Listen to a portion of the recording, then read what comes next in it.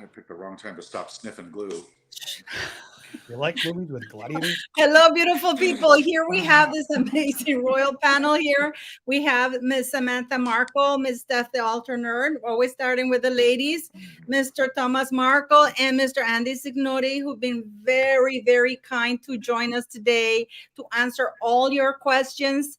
I mean, these four beautiful people have found themselves in the midst of a made up scam. That's the only way I can think of. And I mean, it's been extraordinary how things started very like nothing. They spiral out of control in the wrong hands. So I mean, anything you guys want to say? Anybody wants to start this off? Hi, Carl. Hey up, Carl. How's it going, mate? Hey, Carl. How you doing, buddy? Off, you cow bag, Carl. You know what we could do? Maybe to get the ball rolling a little bit. Yeah. I have just learned how to share the screen. So I am going to start with a little clip. Hopefully I get it right. From Meghan Markle talking about her father. Okay. And let me Excellent. see if I know how to do this. Share screen. And here we go. And share. We need more men like that.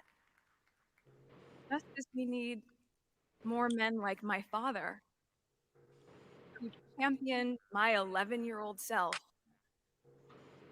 Stand up for what is right. In doing this, we remind girls that their small voices are in fact not small at all, and that they can affect change. In doing this, we remind women that their involvement matters, that they need to become active in their communities. Okay. I've had enough of Hold that. on. Not to be This is hateful, be- but you this got to is- give a trigger warning before you play something that awful again. This is before Invasion of the Body Snatchers, before her brain got swapped out, right? Yes, this is I the thought it was speech. after, but okay. This is, have you ever heard that, Steph? This speech? Yeah, I've heard of the speech, and I've heard many times when she does a speech, it's always a case of who has she ripped it off from. Yeah, well, she talked about, but the amazing thing is how your father went from being this hero of her life story to where we are right now. It must be a shock for your father. It must be a shock to your father's system. And I've heard a lot of people who are incredibly cruel who are not parents. Oh, why does he give up? I am a mom. I don't know. I'd probably kill Henrik if he did something like that to me. You know, being Latin at all. You know, I don't think I would let it go if my son turned on me like that. I'd probably do something to him. I'm just joking, Henrik. I love you. I love you, son, if you're watching. I think it falls into the category of she got too good for her own well-being. I mean, she got to the privileged status to where she thought she was a mega superstar being on Suits for 4 or 5 years, and she got used to treating people and talking down to people with her little Star Wagon and her little runners, and people getting things for her 24 hours a day. And then she gets to the status to where she's just so elite that she has to start lying about her family and covering up the fact that she came from a normal family. We're not rich. We've never been filthy rich, but we've always been well off and middle class and have been fine. But I think to up her status and to cover all the lies that she told about being an only child and having to rub 2 nickels together and having to work to put gas in her car, she had to cover all those lies and make her family disappear like we never existed. Well, but again, the takeaway, like right off the top, the first thing you notice about that UN speech was the world needs more men like my dad. So first of all, if your father's a deadbeat and you had to rub 2 nickels together and you didn't have this, and he wasn't incredible, and if he wasn't worthy of inviting to the wedding, then why the praise? Why the praise in the TIG blog? My father taught me how to draw my own box. He taught me, there's the praise for him is salient.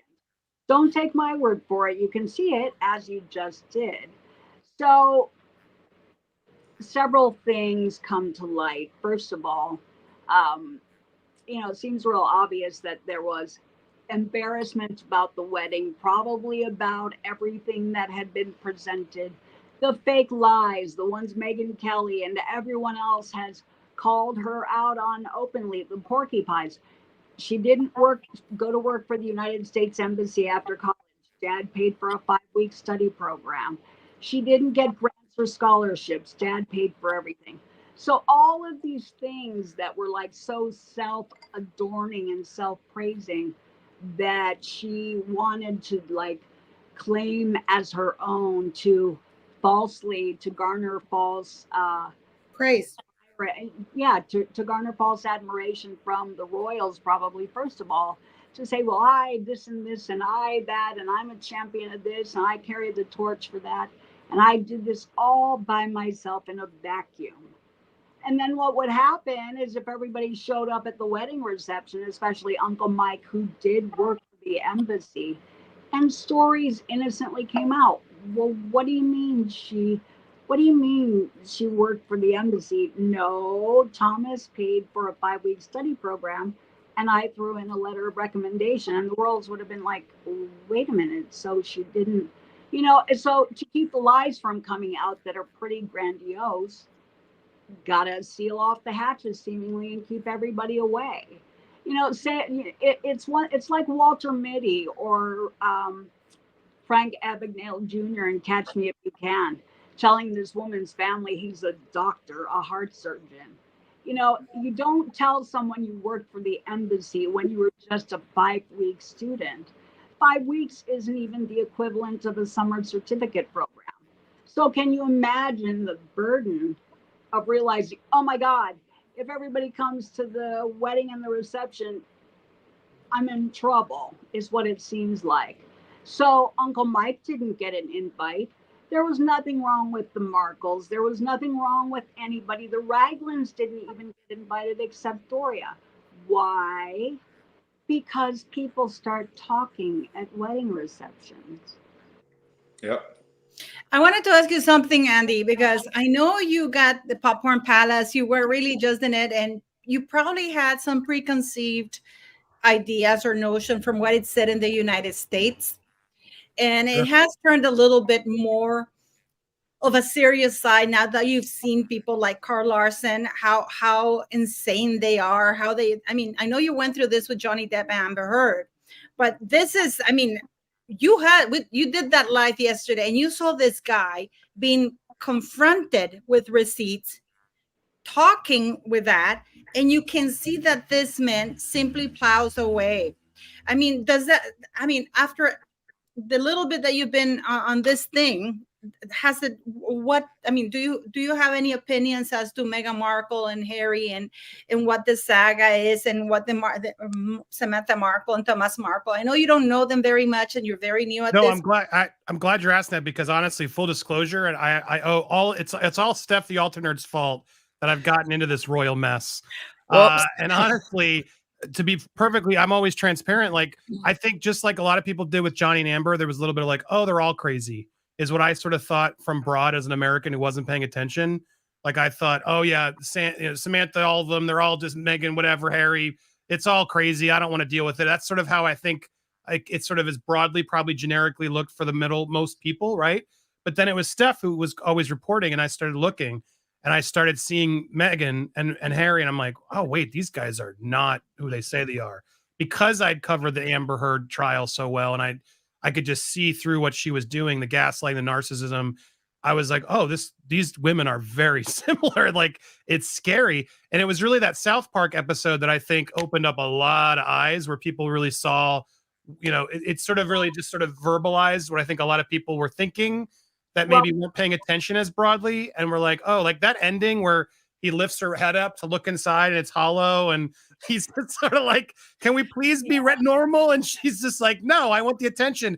I think it was like a spot on thing. And then it was the car chase, when she literally was like, we're in a car chase. Like my fiance at the time, my wife now, she texted to me and we both thought, oh my God, did they die? Like, are they in an accident? Like, it was this whole like triggered of like, because of Diana and what that meant to all of us, like I was like, oh my God, no way. And then you look and peel back, you're like, holy crap, they were using that to do this too. Yeah. And that's when it really started uncovering. It was people really filling me in on Thomas and Samantha's story, which, guys, I'd love to talk and support you guys now that I know more, because I think a lot of people just don't know the full true craziness of it all, if that makes sense. As a question though, like all of you, Tom, you know this. Like when you talk about Amber Heard and Johnny Depp, you're talking about two Hollywood, two affluent celebrities who have PR, who were capable of paying attorneys and PR to save their public images, not only in the media, but on social media. So that being said, when you look at them and you kind of try and compare and contrast our family to them, you really can't, on the grounds that they were capable of contributing to their own, to the perceptions about themselves. Yep. And it's like a war of money and paid PR to do that. We didn't have that luxury. We were like, oh my God, where is all of this coming from? And you call, I got curious. I called a PR firm. I thought, oh my God, this stuff out there is psychotic. How do I combat this? It's not real. There are people screwing up my Wikipedia. It's all troll edited and created. It's not real. Who do I contact? What kind of PR people can do this? How much does it cost? Well, it's $50,000 for 5 yada yada. Yep. $100,000 for this. I was like, oh my God, there's no way any of you or us normal people can afford something like that. So I thought, oh, okay, so we can keep getting out there and setting the record straight. But I think the bottom line is we just have to suck it up and take the hits and write it out. And if we're still breathing at the end, cool. And for a while we didn't see let up in sight. But again, you guys didn't know, you were thinking, wow, Thomas and Samantha, and they're kind of wacky. No, because every time we did interviews, they were, and I won't be long-winded about this, many of them were also skewed. And someone said to me, Sam, did you ever stop to consider that maybe these journalists are asking you questions to swat the hornet's nest, to provoke you, so they can write another story that says Samantha bashed, Samantha slammed, well, saying something like, no, she's already got a large family, complete with aunts, uncles, yada, yada, is not slamming. But you guys thought we were crazy slammers because that's what the headline said. And everyone said, talk show hostesses were going, that's Samantha, she's a bitch, she's slamming her sister. And I was like, did you see me say that? Did you see my mouth move? Did you hear my voice? So because someone put that out there and hundreds of papers around the world copied it, you're going to label me as crazy and yada, yada without even knowing if it's real. And wow, to be defenseless against something like that was like, yeah, we are back in the 1600s, folks. Someone says you're a witch. They don't care if you float or if you sink to the bottom, whatever happens, you're still going to be called a witch because they said so. And they put it in bold font headlines. Oh my God, it's Newsweek or yada, yada. So it must be true. Oh my God. Yeah. And I just want to point something out here, because Johnny Depp, look what they did to Johnny Depp, in spite of the fact that he had millions of dollars and a proper PR team. I was shocked that how they turned on him, and they were angry that he was found innocent. I still see people angry that he was found innocent and still trash him. So, and Samantha, if Johnny Depp with all his million and his popularity was trashed, can you imagine Tom and Samantha Markle? Mm-hmm. Yeah. Defenseless. And what do you think, Tom? But what do you think? What are you finding? Because, oh, by the way, thank you, P. Dinah, for joining us, and Michelle from Royal Daily Tea. Nice to meet you both. Hey guys, nice to meet you.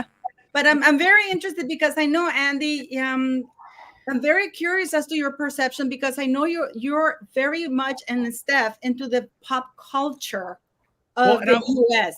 I just wanted to wrap up because, and I want to hear from them. I'm sure they'll be talking more, but it's like, it's true. And Samantha, that's the problem, right? But I think Meghan's been using the mainstream media. The mainstream media has been lying. It's so hard. It's become the YouTubers. Like Johnny realized that, his team realized that, like, long form conversations and people really getting to the facts of it and evidence and not just the clickbait headlines are where I think it's starting to unravel, and the mainstream media is seeing that. And I think that's where Meghan and Harry are sweating right now, because they've run out of their little sort of secrets, because there's more people seeing it and talking about it and exposing it in long form ways that it's like, you can't just run around in a clickbait. We can do a whole hour stream to debunking the Carl Larson trying to, clickbait nonsense out there that makes this a little better. So I apologize for just believing the narrative, and I applaud you both for what you've done and gotten to this point. And yes, I'm totally here to learn more and hopefully help you guys get the word out.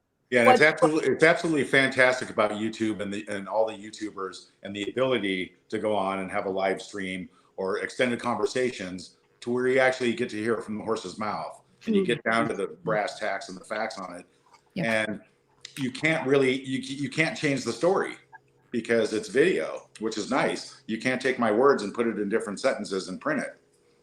Well, people try, but I'm going to show you because this whole thing has started with Andy got himself into hot waters with a thing with a royal, and Steph the alternator got into hot water with the royal tour, and then we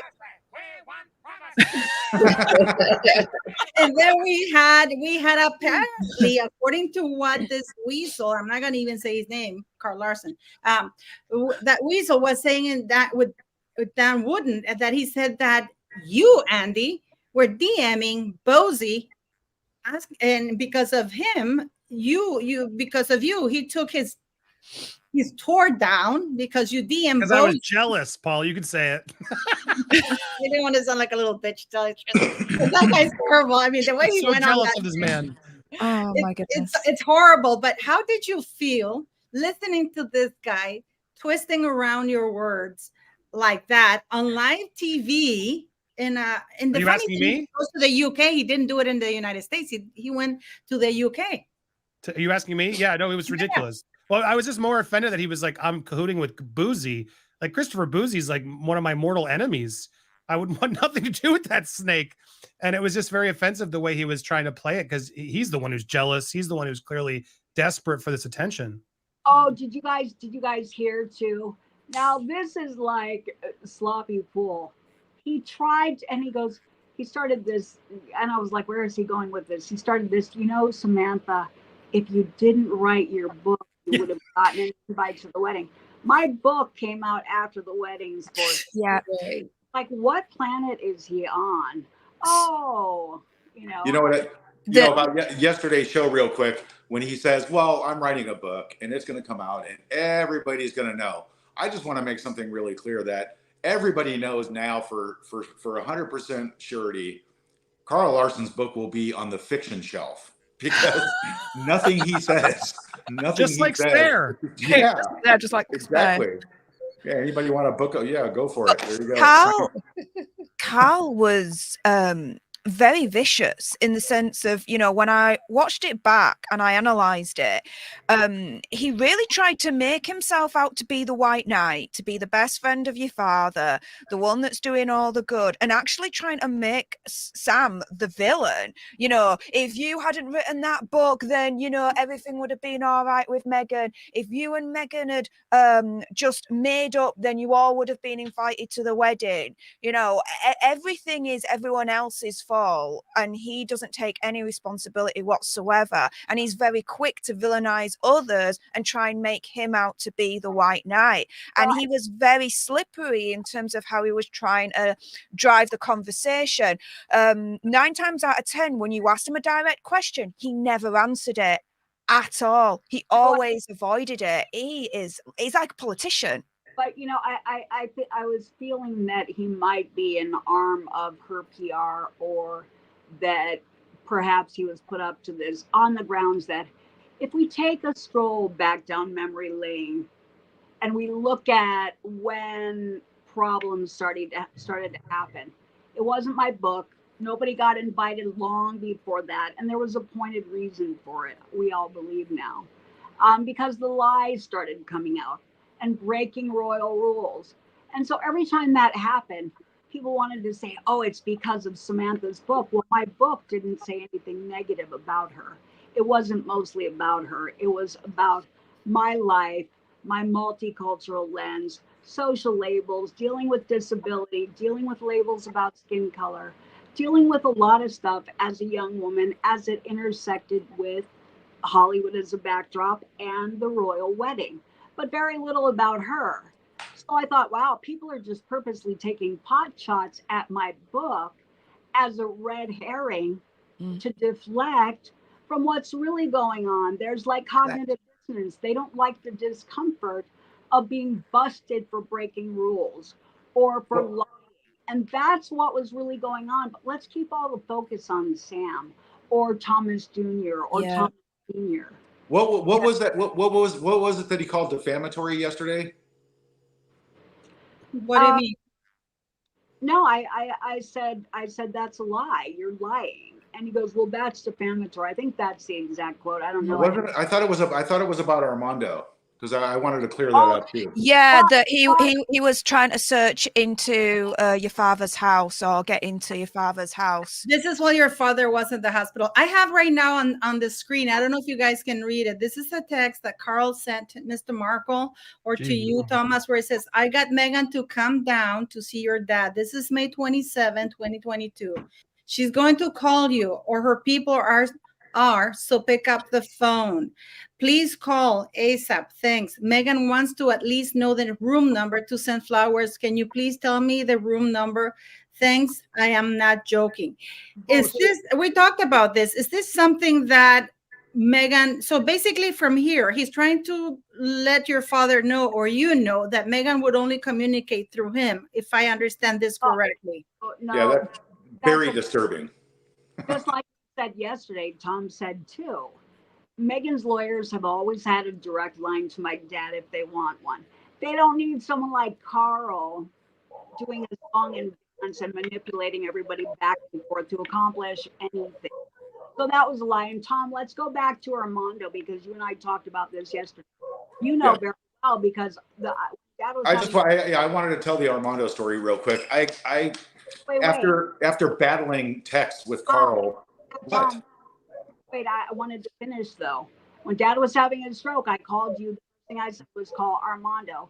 You would have done that anyway. But Armando is a real friend. Armando is close. And so, yeah, when my dad went off to the hospital, like Tom's going to tell you, Armando tried to get into his house. Yeah, that statement is 100% true. I got a call from Armando, and he says, I've got this guy, Carl, here who wants to get into your daddy's house. And I said, absolutely, under no circumstances he allowed anywhere around my father's house. And don't let him in under no circumstances. So while me and my father and Carolyn are all in the hospital for days, Carl's down here trying to get into my father's house. That right there tells you what kind of person this is. Very, very sick and disturbing. Can I ask a question though about that? Why, okay, your dad was having this YouTube channel with him. Maybe I missed it. What's the relationship in terms of what's happening now with your dad and Carl? The YouTube channel is that was over a year, almost over a year ago, and a little bit more. There was only 3 episodes, and every single show that my dad did, he didn't want to do it. He gets talked into it and coerced into it. And Carl kept on insisting it's going to be a great thing. You know, we're going to get millions of viewers. We're going to make millions of dollars, you know, and he put my dad on the spot every single time, made my dad feel after every show, my dad was very upset because Carl always insisted on getting more pictures, getting just a little bit more. And Carl was out there saying that it's on hold until it's not on hold. It was canceled. Not on hold. My father canceled. Okay, because we saw in some of the episodes where your dad was he had a lot of tension and anger towards Carl. Like you could tell he did not want to be there. And I think this is why someone like Carl can get around and manipulate someone like your father, unfortunately, because I think your dad just wants to do good. He wants to try to make a difference and try to resolve all of this. And here's Carl taking advantage of that in the sleaziest way. And your dad doesn't know how to not let it, I guess, I also think that Mr. Markle, I think that Carl also convinced your father when you're desperate, you will, because Meghan has made it clear that she's not going to talk to Samantha nor Tom. And I can see Carl Larson weaseling his way in saying, Meghan talks to me. And she probably does. Yeah. And he probably said to him, you know what, if we do this is going to be a way for you to show Meghan that you're with me and she'll talk to me.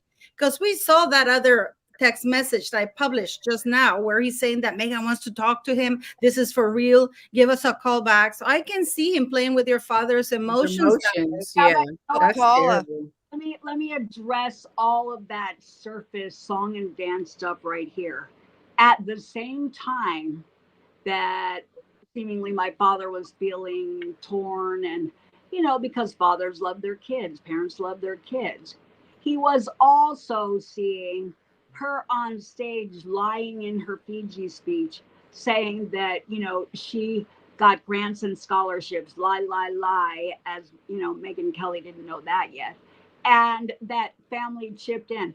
Can you imagine at the expense of those schools, 150,000 a pop, 250,000 a pop? We're not rich, and it was doable, but it's a sacrifice because you love your kids, because he loved her and wanted her to have the best. To have that thrown in your face with no gratitude, you don't want anything back. But to be kicked in the gut and ignored, and someone to take all of that glory on themselves as if you don't even exist, Pumpkin. You can just pay for it and stay in the corner and shut your mouth because I'm so special that this was all about me. You know what? That sucked. So he was watching this stuff while he had the media insulting him at the behest of paid PR, while he had people like Carl playing on his psyche. I'm a go-between. I can help you get with your daughter. Well, how about I'm conflicted because I'm watching her out there lie about me and seeing PR say grandiose, horrific, heinous stuff about me that's not true, totally eradicating my 40 years of hard work that gave her everything that she had so that she could even go to Northwestern, go to those parties, meet the royals, work in television at all. Because I guarantee without all of his blood, sweat, and tears, the greater likelihood is that she wouldn't have been able to do that. And Doria couldn't afford it. So all those trolls out there who were going, oh, she was raised by her mother. Her mother didn't have a job to be able to afford something like that. She was not a social worker. She had worked as a reservationist, not a flight attendant. So you trolls out there, you tell me where the hell that kind of money would come from to pay for that. Guess what, pumpkins? It wasn't Doria. It was my dad. So you need to just swallow that and accept it, whether you like it or not. Yeah. And God, if it was your father or your parents, how about some love and appreciation? Wow. And she could have been in those speeches saying, you know what, to all of you out there who want post-secondary education, I know what it's like. I can feel what you're feeling about maybe not being able to afford it. And God, we thank all of the parents out there who scrape and save and work so hard because they love us. They pour their hearts, their souls, their livelihoods into us. Thank God and thank them, because without them, we would not be here. That is what that speech should have been. Yeah. And that's what's so sad, is that Meghan can get away with what she's doing, and more people are not calling her out for how she has treated her father. And she's told us all along that she was raised by her father by the times when she said that she was raised on the set of Married with Children. How can you be living with your mother, Doria, as your sole parent if you were on the set of Married with Children when she was not working on the set? Her father was, right? Here's the caveat. Most people didn't know this. Paula and I were talking about it. Because there's something known as public relations. And there's an ugly game in PR whereby corrupt or really wealthy people or really, wealthy corrupt people can pay these huge PR hubs like Sunshine Sachs to put them in a favorable public light and to make things look a certain way when it's not really that way. For example, there were articles out there in Elle, Cosmopolitan, Us Weekly. There's a long list of publications that fall under that hub of paid PR. And they were saying things like, Doria was raised by her mother. They roughed it. And no, that is bullshit. Tom, that's bullshit. And there are receipts out there. Everybody knows. And it's everybody knows. Doria lived with dad as a single parent for a significant part of her young life in junior high and high school. And it wasn't Doria. And Doria couldn't afford any of this. And that's not a bad thing. But it's also about emotional and time investment. Dad was Doria's meal ticket also. Oh, no, right. Let's not just, the money's not, the whole big picture. Let's talk about he built every stage she danced on. Immaculate Heart didn't have a theater until he built it. He was very invested in working with the staff to make sure that their production quality. Let's talk about making sure she had every class, getting her there, watching it. Did you notice in all her little videos that some of the where she runs up in a dance class? You know what she said? She goes, "Hi, Daddy." Mm-hmm. Wasn't saying hi, Mommy. Right. Well, Samantha, just before we have to celebrate here, Paula. Yeah, just before we address Carl Larson, because he sent a super chat asking, Meghan's camp did ask me what hospital Thomas was at during the stroke. I have no idea if that meant she was going to go or just send flowers. True statement. So Meghan does have your phone number. Thanks for confirming who is Meghan's camp, Carl? Can you tell us? Who is that? And why would Meghan you can DM me. I'm open. Well, let us know. But if you want to tell me privately, who's Meghan's camp? Because I don't buy it. And the other thing as well is, how entrenched are you with Meghan's camp? Because one telling thing that I noticed on the replay from yesterday's stream is that when Andy outright asked you if you were really involved with Meghan's camp and PR, you didn't answer. You stayed silent. Everything else you answered either with a non-answer or with lies or with whatever, right? But with that, you went stum. Mate, my opinion, conspiracy theory, whatever, I think you are more entrenched in Meghan's camp and her whole PR world than you're letting on. I think you're a spy. I think you're a snake. Yeah. I'm going to call you out right here, I think he's definitely on the payroll. I think so.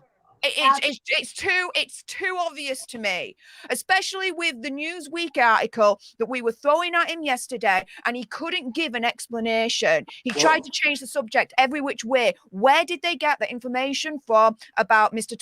Thomas Markle Sr.'s health situation? They were quoting from him, but he was trying to square the circle. Well, it's right there on screen, Steph. There it is. I spoke to Carl Larson. Here's Jack Royston. I was speaking to Carl Larson yesterday about Tories running, and he mentioned that your recovery from your stroke. Yeah, but there's an email. There's an email. You read it, Andy. You read it. It's right there. He mentioned that your recovery from your stroke has been progressing, that you've regained the ability to speak. We were planning to do a story updating our readers on your progress. Let me know if you want to comment. Not, is this true? Not, can we have permission to use this? Just, Carl told us, so now we're running with it. If you'd like to actually comment, you can add it. But what a scumbag you are, Carl. You clearly didn't have Thomas's permission to tell this to Jack. And here's the email that they sent to Thomas and proving that you did it without his permission. Ouch. Mate, you're on the payroll as far as I'm concerned. But I would like to know, you're right, Steph. You're right, Steph. Can we just you just got paid by Meghan's camp and super chats, Paula. Congratulations. Hey, thank you. I'm so jealous now. I'm jealous of you, Paula. As much as we know they value their privacy. We want privacy. That's right. Why didn't Meghan's camp come out and say, what's Carl Larson doing? We don't want a tour in front of our house. In other words, crickets. So, it's Meghan's camp probably told her there's more money in Uvalde. Go there instead of your dad. That's probably what happened also. It is actually, I'm actually going to show here some messages. Let me see here. And maybe you guys can read it. This is between Carl Larson and you, I think. Let's go do a tour to come to you instead, and then you tell him to go fuck himself. And then he goes, why are you mad at me? Okay, I took down the tour altogether. Just forget it. The tour is not listed anywhere now. But I thought yesterday he said that you, Andy, had DM'd Rosie, and that's why Rosie had shut it down. So here it's him who took down the tour because you were not happy with what he was doing. So well, he told me, Paula, in my messages to him and through Twitter, he said, "Oh, it was just a joke. It was just a joke." So he's saying everything. He cannot make his mind up. Yeah, well, wait a minute. If it was just a joke and it was taken down, why at the end of all of that was he still like throwing his face in the camera and going, but wait, here, if you want more information on the blah, blah, blah, check me out at blah, blah, blah.com. Yeah, he's still plugging the tour. Let's see what Chucky the Cable Guy has to say about that. I'll tell you another because you had a few answers. You had a few answers about that. There's another message. Oh, no, that's the same one where you're telling him to go F himself. And he's saying that he's gonna go do the tour. This is that. Let me show you. I'll get the one where he's saying that he's gonna do the tour no matter what, basically. Yeah. And it's actually quite disturbing if you think about it, because where he actually says, okay, well, I won't do that tour, but I want to do a tour to come see you guys down there, and we can make it like a lunch and a restroom break. What the fuck? I'm going to let people come into my house and feed them, and then let them take a dump? What the hell? So this tour is $1,200, and he said that he doesn't have a tour bus. He's got a luxury sedan. Well, how many people can you hold in that luxury sedan, or were you just going to kind of cram them all in there, like 10 or 20 people mangled and stacked on top of each other to go do this? And were you going to do a bounce around and see all the homeless tents in Santa Monica and go see all what tour of a Denny's or an In-N-Out Burger? And oh God, after bouncing around seeing absolutely nothing, would you go to Montecito and crowd Harry and Meghan, and good luck with security guards there? It was just the weirdest thing. It's like, no, that's not a structured tour. That's not probably legal in terms of a business license. So it's so hokey. But here he's going on saying, I'm going to do the tour, not Harry and Meghan. I want to stop and see you part of the tour and give you some money each time I get a tour group. Lunch break with Thomas Markle Jr. People will love it. In this way, you and I can make some money of Meghan. Carl, you're out of your fucking mind. Who the fuck do you think you are using my dad's name on a fucking bus tour? You don't have any right or any authorization to do that. I think you sound like you were pretty much against it, but I might be wrong.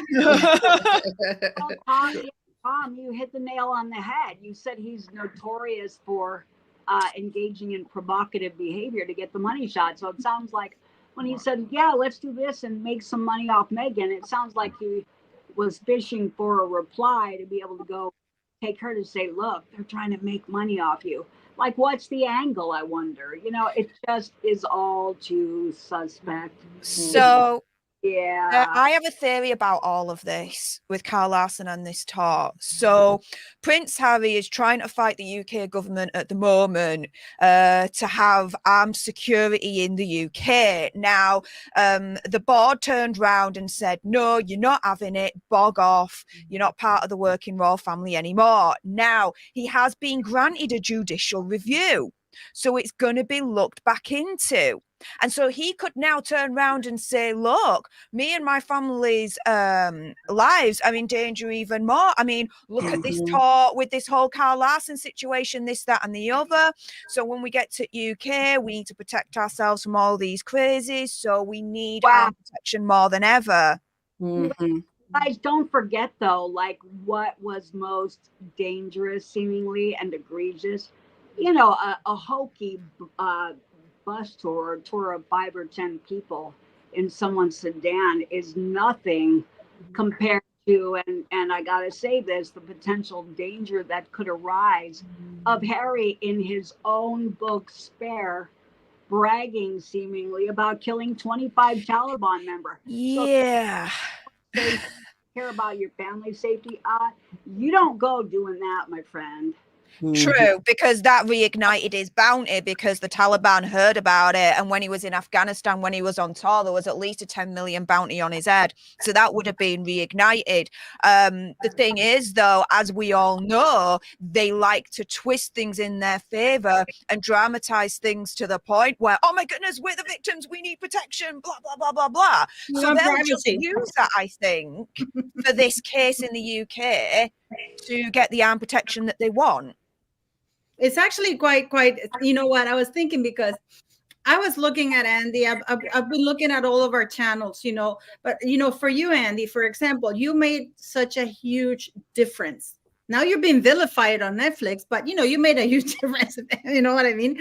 But you made YouTubers make a huge difference because you have mainstream media pushing a kind of message. And then you have people like YouTubers who are first vilified because people perceive that you're against this mainstream media, like you did with Johnny Depp, which took a lot of, you know, cojones to do that, because at the time everybody was hating on him.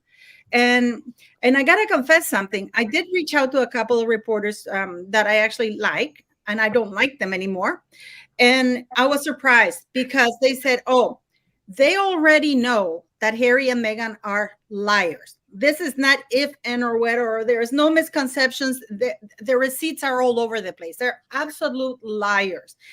And yet these two very serious newspaper reporters told me that they didn't want to be part of the live because, you know, they didn't want to be part of seeing like taking your side.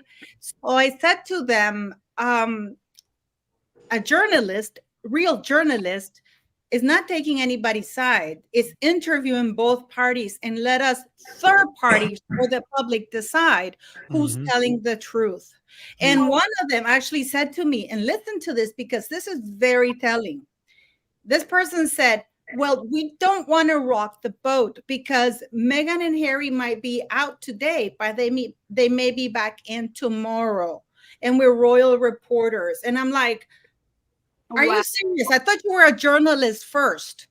Yeah. All of this, Andy, Pidina, everybody. What do you guys think? But you guys, Paula, they were clearly dodging the bottom line. The bottom line is, you know, it's not about picking sides. It's that whether it's Meghan Kelly or others, on Continuum, they were being busted lie after lie after lie. They were being debunked. The evidence was out there, you know, and I think Meghan Kelly clocked her at lying every 2 minutes, if I was correct. But it's not, you know, it's not anybody's word against theirs when you got proof coming out like a ticker tape of all their lies. So for these journalists to like step off, you're right, and avoid that because they're so worried, oh, well, they might be royal again, so we don't want to ruffle anybody's feathers. You're willing to ignore the truth and fluff everything and run on bullshit just so you can save face. And I'll say also, I've noticed a lot of journalists are like reporting stuff that we've been talking about for 3 years, the Mexit community. And so you'll find Andy and Steph and Padina. I'll read an article and I'm like, that's funny. I just talked about that on my video. So you'll see that the press starts going to YouTube as resources, and TikTokers, they're quoting them now. And I'm like, are we doing your job? Are you guys not sourcing real sources? We were called crazy and liars for 3 years. And now everyone is jumping on the same thing, like you said, Sam, calling out the inconsistencies and lies because it's so blatant. And, you know, there's so many news clips and articles. You can see Harry and Meghan are not consistent. They're hypocrites in their stories, and now everyone is realizing it 3 years later. We've all been out here for a while, so you'll find that they start lifting your content for stories. So you guys better be prepared, Andy, because they're going to start using your content. They're also really obsessed with our money. Like with the Johnny Depp trial, it was amazing how, because the media didn't, I think you said it, the media thought Johnny was going to lose. I know people who thought John was going to lose. We had followed the UK case, so we knew it's going to be a battle, but we knew he was innocent.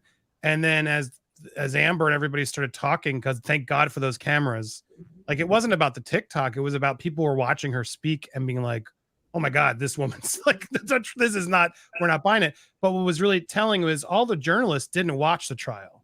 They watched after everybody else in America started picking up and realizing, oh, and it was a lot of journalists who were just coming out, and then they immediately focused, we're profiting off of this. We're profiting on, and it was like, are you working for free? Right. Weird hypocrisy. It's happening again in the Netflix documentary where literally, how dare we all be journalism, YouTube journalists that profit off of such a tragedy. And this filmmaker just stole our footage and sold it to Netflix for profit. You guys were talking about Christopher Boozy. So I don't know if you followed the Nate the lawyer stuff. Yeah. We're good friends. Nate and I, not Christopher Boozy. There was so much out there. There was a lot out there suggesting that reportedly Amber Heard from behind a paywall was paying Christopher Boozy and his bogus company to skew data and shape perception, not only numbers and articles in media, but on social media. So, while you guys and other journalists were like waiting for stuff to come out in the trial and wanting to watch, you got to remember that people like that can be behind closed doors, pulling strings and paying PR to shape social perception the whole way, which in my mind could create a jury bias. I mean, I don't even see why that's allowed. Oh, but Sam, all the cases going on. It was even more nefarious because he was blaming bots while organizing a organization called Bot Sentinel, which literally employed bots. Like they would just blame us for the things they were doing. Like you couldn't make sense. It was just lunacy. Look at Carl Larson. He goes, let's get Armando on the call. First of all, nobody has to put anybody on the spot because we don't believe you.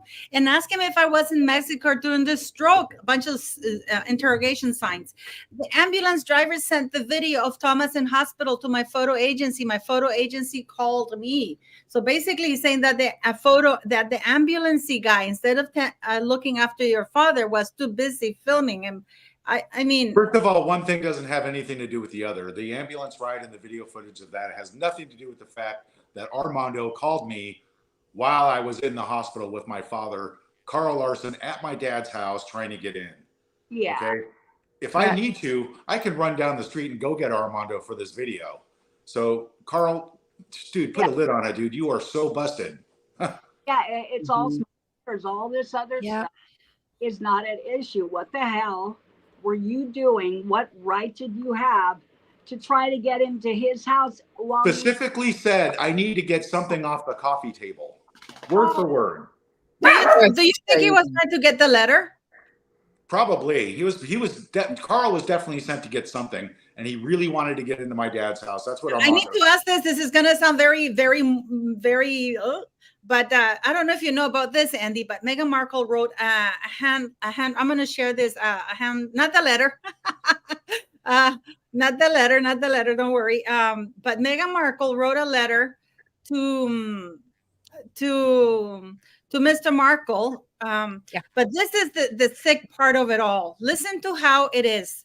This is a message which is in court. These are public documents of a court case in the United Kingdom. Okay, so we're not publishing. This is a message between Meghan Markle and her then private secretary, Jason Kanoff. And she's saying, hi, Jason, I hope the recess is going well. I am currently in Toronto and have drafted a letter to have mailed to my dad. I share this with you in confidence, the letter itself and its contents. My plan is to write it by hand and FedEx it to whoever it was, who will then mail it to my father. My thinking behind this is, unlike a text or email, it can't be forwarded or cut and pasted to only share one small portion, as it also does not open the door for a conversation. The catalyst for my doing this is seeing how much pain this is causing Harry. Even after a week with his dad and endlessly explaining the situation, his family seemed to forget the context and revert to, can't she just go and see him and make this stop? So this is I think that this is a very important thing for you to know, because it's not like she won. It's just that they share too much of the bits of the letter, which is not allowed. Well, and it's just that one little part at the beginning where she's mentioning that she drafted it, but she's going to do it handwritten. There's so much like manipulation and thought process going in. That's incredibly telling. Yeah. Nobody writes an emotional letter in perfect, the most expensive pen calligraphy, first of all.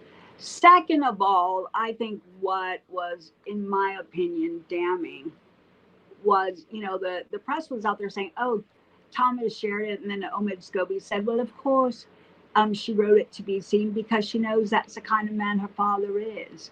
What the shit that he would say that, because the letter had already been, he was defending himself because the letter had already been shared with People magazine. And we friends who the 5 friends were. It was already in the public domain. In other words, going to people who work at People or PR staff is the public domain. It's not the private domain. So then to go and say, oh, it's a private letter, bullshit. It was already out in the public domain. So that didn't fly. The other thing as well that didn't fly is her communication with Jason North. I can't remember now. Sorry, I get mixed up with names sometimes. She literally turns around and says something along the lines of, I'm paraphrasing here, I chose my words carefully because I know this could be leaked. Or this could be shared with the press. Something along those lines. This will be shared. She was, there we go. So she was well aware that this could have been leaked to the press. Well, and not only well aware, but whether it was Jessica Mulroney, I don't know, or someone, those 5 friends in question at that time, because she wasn't noted as having a bunch of real friends, worked in PR and worked at the magazine. So once you give it to people who work in that capacity as a representative of you in the capacity of public relations, it's in the public domain. So you lose, in my opinion, the right to privacy. Once it's in the hands of People magazine being disseminated around the world, oh, okay, it was private only, and that people who read People can see it, right? What do you think, Bedina? What do you think do you think there's going to be a downfall? I mean, I know that Andy probably is wondering what the hell we're talking about. Because no, I'm actually up on top of this one. Thank you. You're on top of this one. Okay. Yes. You know that she later on had to apologize to the court for lying or misremembering. It's called perjury anywhere else in the world. And because, well, what do you think about this, Bedina? What do you think about this, Andy? Because we're seeing Meghan Markle get away with lying like Amber Heard did in the courts, but no repercussions. So what do you think, Bedina? I don't know. I think she is going to come to a head for Meghan very soon. I think with the whole Hollywood really no longer falling for her and not able to be seen with her in public, because their PR agencies are saying not to be seen in public with her because it can affect your brand. It's going to all come to a head eventually. I think right now is a very pivotal moment for her, because how is she going to continue making her money? She's going to have to be an influencer. She's not going to really be able to make the kind of money she needs to make with these associations of people and brands and sponsors to elevate her status. It's really starting to happen as we speak. Let's go back to that Judge Warby summary. There were so many people who wanted to come forth and testify. There was so much evidence that would have implicated and brought out, revealed those 5 friends. So for there to be a summary judgment on the whole thing, I felt that there was undue influence on the grounds that, in my opinion, it was Hollywood. I don't care who it was, any judge with a functioning frontal lobe who knows that in the judicial process, I don't care if it's in the UK or America. Right, it's not right. Have to allow for both sides to present their cases and for evidence to be presented. You can't dismiss it and just say, oh, we're not going to let you show your proof. What kind of shit is that? Exactly. But that's not the first time. I mean, it's happened several times. So who has the upper hand over that? And I think there are maybe people within the royal household somewhere, perhaps protecting this woman still, but I think it's going to stop very soon. She's still being somewhat protected because of her association to the royal family still. Don't think just because how she's treated the royals that they are wanting things to happen to her. I think there are still some protections that she's getting from within these walls of royalty. Well, is it because, well, you know, I mean, consider the circumstances though. Harry is still over there, you know, and until he is, in my opinion, safe and out of the United States, maybe they don't want to rock the boat too much either, because that could be traumatic for Harry. Yeah. Quote, collateral damage. So they have to play their hands right, I think.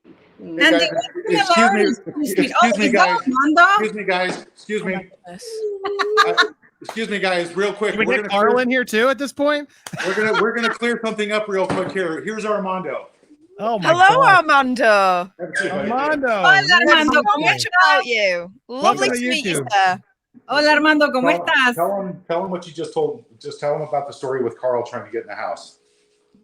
Well, when Thomas he's got a problem when he's sick, I drive him to the hospital, and she's in the hospital, and she know that Thomas is in the hospital, and she know they got a key for the house because I'm the worker for Thomas. And this Armando, somewhere there is something envelope, something paper, but it's pictures, something like that. And I know can go get it. He said, yes, please. Thomas is my best friend, and she told me everything that I need, I can go get it. And I tell, I know can go take it because I know got a permit for Thomas. That's only I know like that one, but that's it. Wow. But she told me, go get it. Is that called a mic drop or what? It is. But let me talk to him in Spanish for a second. Armando, entonces él trató de meterse a la... No, él quería que yo fuera a la casa de Tomás y buscara esas fotos y se las diera a él, se las entregara. ¿Que le entregaras las fotos de quién? No, yo no entré a la casa, yo no busqué nada. No, yo sé, pero ¿qué fotos quería él? Algunas fotos antiguas, viejas, algo así que quería que estaban ahí. Yo le dije que no. Translate, guys. Y yo le dije, he wanted Armando to basically go to Mr. Thomas Sr. house, and because he told him he was going to fetch some old photos. Did he mention anything about a letter? Dijo algo sobre una carta. Dijo algo sobre una... Armando, mira. Armando. No, you told me. Armando, no mencionó él nada de ninguna carta o documento, solo dijo fotos. Algo así, pero no sé qué es lo que buscaba. Pero me imagino que él estuvo días antes o un mes antes, algo así, y me imagino que él vio cuando Tomás puso esos papeles o esos documentos en un folder, en algo así, y es lo que él quería que yo fuera a buscarlos. Cuando pasó lo de Tomás, yo le dije a Tomás Jr. lo que había pasado con este señor, y me dijo que no le tomara confianza, y le dije lo que él quería buscar, y dijo que no le entregara nada, y no le entregué nada. Carl, you're still here. Carl, he just said that you were there, and he just said that he was told not to hand you anything and not to let you in. He just said that because you had been there a month prior as well, and you had seen where Mr. Markle had put his documents and those photos and stuff, and then you wanted to go back in. He's saying right now that you were there and that you told him that you needed to go in the house looking for some pictures and documents, old pictures and documents. So, I mean, I don't know what else to tell you. And my money's on Armando. I don't know about you guys. I believe Was he there? Was he there, Armando? Was Carl there? Estaba ahí, Armando. Estaba Carl ahí cuando te estaba preguntando. No, él me habló por teléfono, hablamos por teléfono, pero no, posiblemente él estuvo cerca de aquí, cerca en San Antonio, o posible estaba en Estados Unidos, en California, no sé, pero él me dijo que buscara y se los entregara, pero yo hablé con Tomás Jr. y yo le expliqué lo que me había dicho y dijo Tomás Jr. que no confiara en él. y que no hiciera eso. Le dije, ok, le digo, porque él me dijo eso, que buscara esos papeles. Dice, no busques, no entregues nada, no confíes en él. Ok, entonces él te llamó para decirte que iba a llegar a recoger esos papeles. Que buscara yo los papeles. Y para yo dárselos a él. Y que él los iba a llegar a traer. Aún así, aunque Tomás Jr. me hubiera dicho que no, o yo no hubiera hablado con él, yo no hubiera entregado los papeles. No, entendemos eso, pero lo que te quiero preguntar es que él te llamó diciendo que buscaras los papeles y las fotos para entregárselos a él porque él los iba a llegar a traer. Sí. Okay, mystery solved. He called Armando on the phone and asked him to look for the papers so he would come and get them. So he was nearby or close by to come and get the documents. So basically he was putting Armando to gather all his stuff so he could come and pick them up right away. So he was nearby. Right, and that's bullshit. He had no permission or official business doing that. And Armando, muchas gracias por todos. Yeah. How do we super chat Armando? Do you have a cash app, Armando? No. What documents was he trying to get? I was just I had no business doing anything. Why wasn't he there? So basically, I'm pretty sure that Carl Larson was around. He phoned Armando to do the dirty work for him. And he probably would have, once he got them, he probably would have been there within 10, 15 minutes because I'm pretty sure he was around. For him to tell Armando, get this stuff and I'm going to come and pick it up, that wouldn't have been the very next day. He knew he had a short period of time to come and get this stuff, but he didn't get it.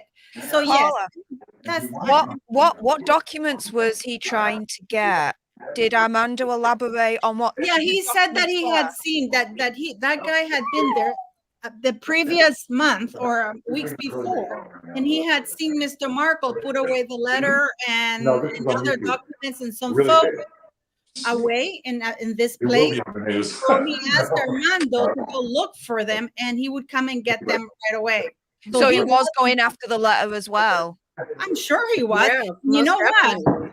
I know you guys may think I'm overreaching, but I have a feeling that this was ordered by Meghan. I do too. Meghan would have at that time. Impeccable timing was that. Your father was going to die, and she didn't want that letter in anybody else's hands other than hers. Yeah. Well, didn't Carl Larson say he's in direct contact with Meghan's team?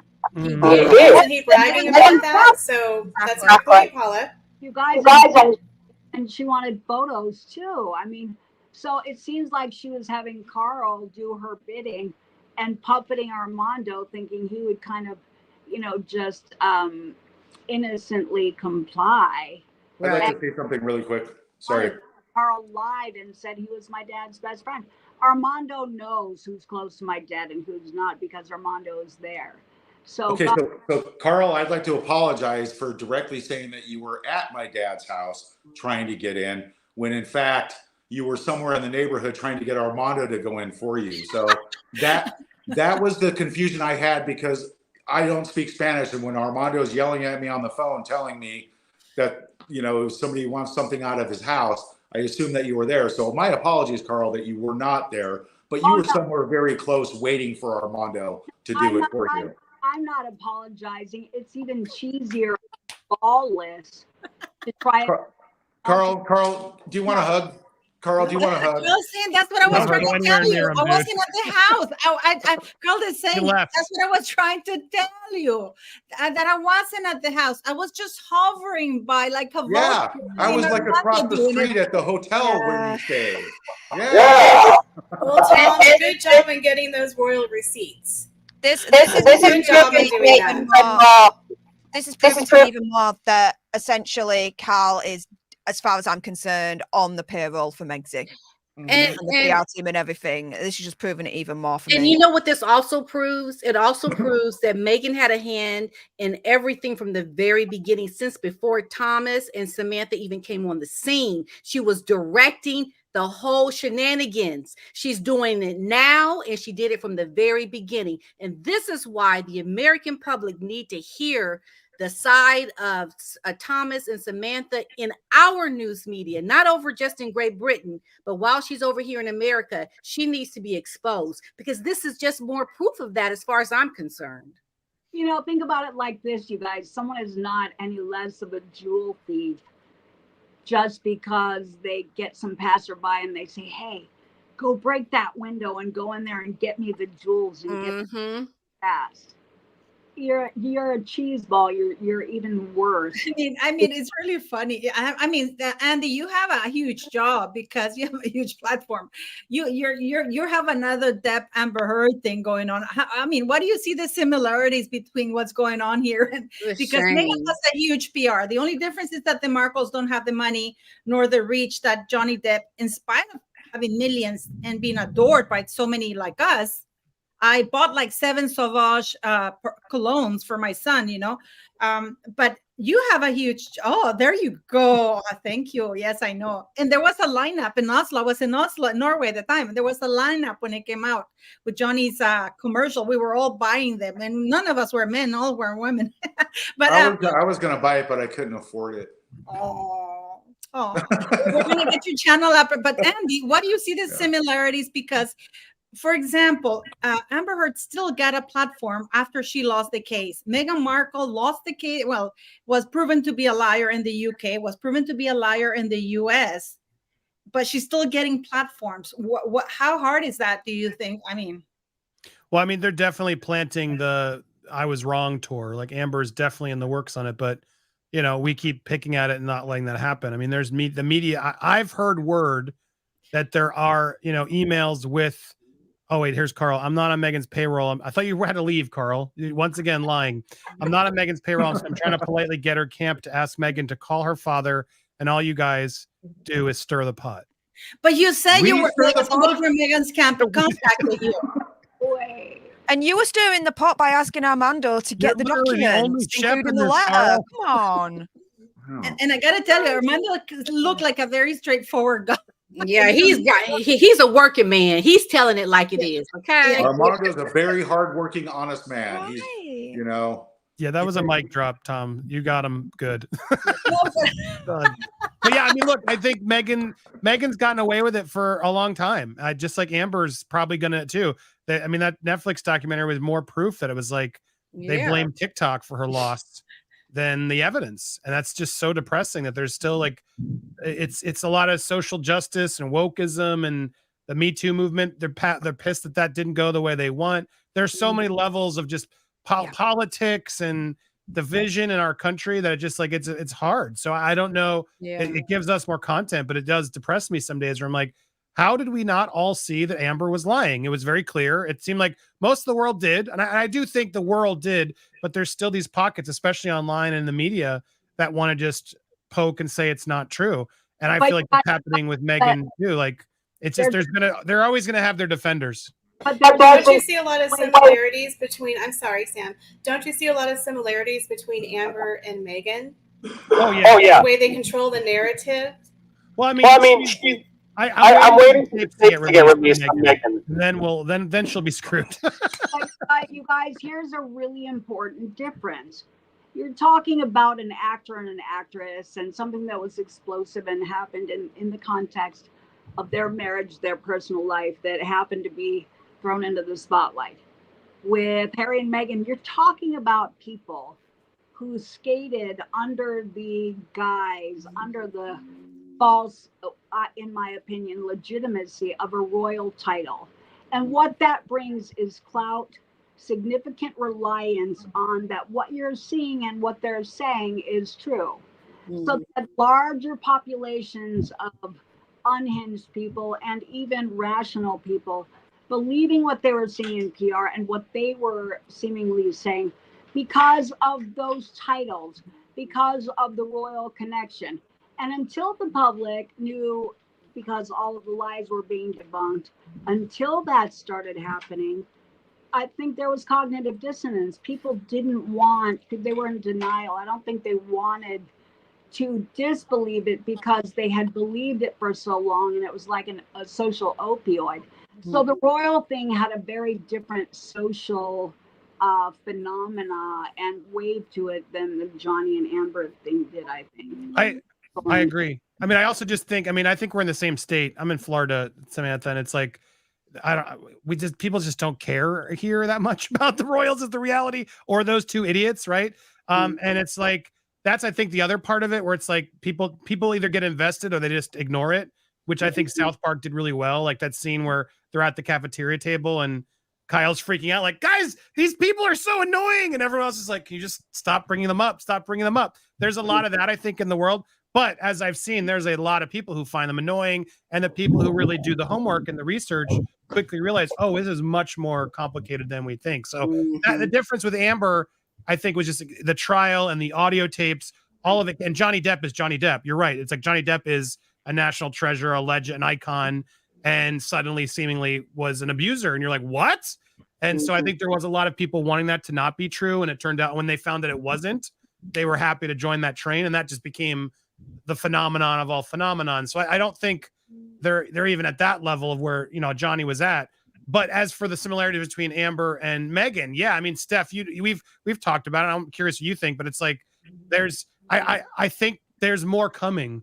And I think while she's trying to be, you know, I do seem like there's seemingly silence. Clearly their team is still working overtime always, but I'm waiting for the next move. I think it was that car chase blew up in their face. And I think they really realized that did not help them at all. And that only, I think, amplified a lot of Hollywood celebrities and people to be like, you know what? Fuck it. I'm just going to say I don't like them. I don't like them. They're annoying. And it's happening more and more where people are afraid, like you said, Paula, like press are afraid. There's a lot of people in Hollywood who are no longer afraid. They're like, we just don't like these two. They're phonies. They're not disingenuous. We don't care anymore. Yeah. Frauds. And I think that's happening more. The other thing that wasn't going on with Johnny and Amber, and I think the public started to recognize this, for all of the PR out there bitching about others, glomming onto them after they ice friends, family members, everybody. Oh, people just want to use us, and talk about us and exploit us.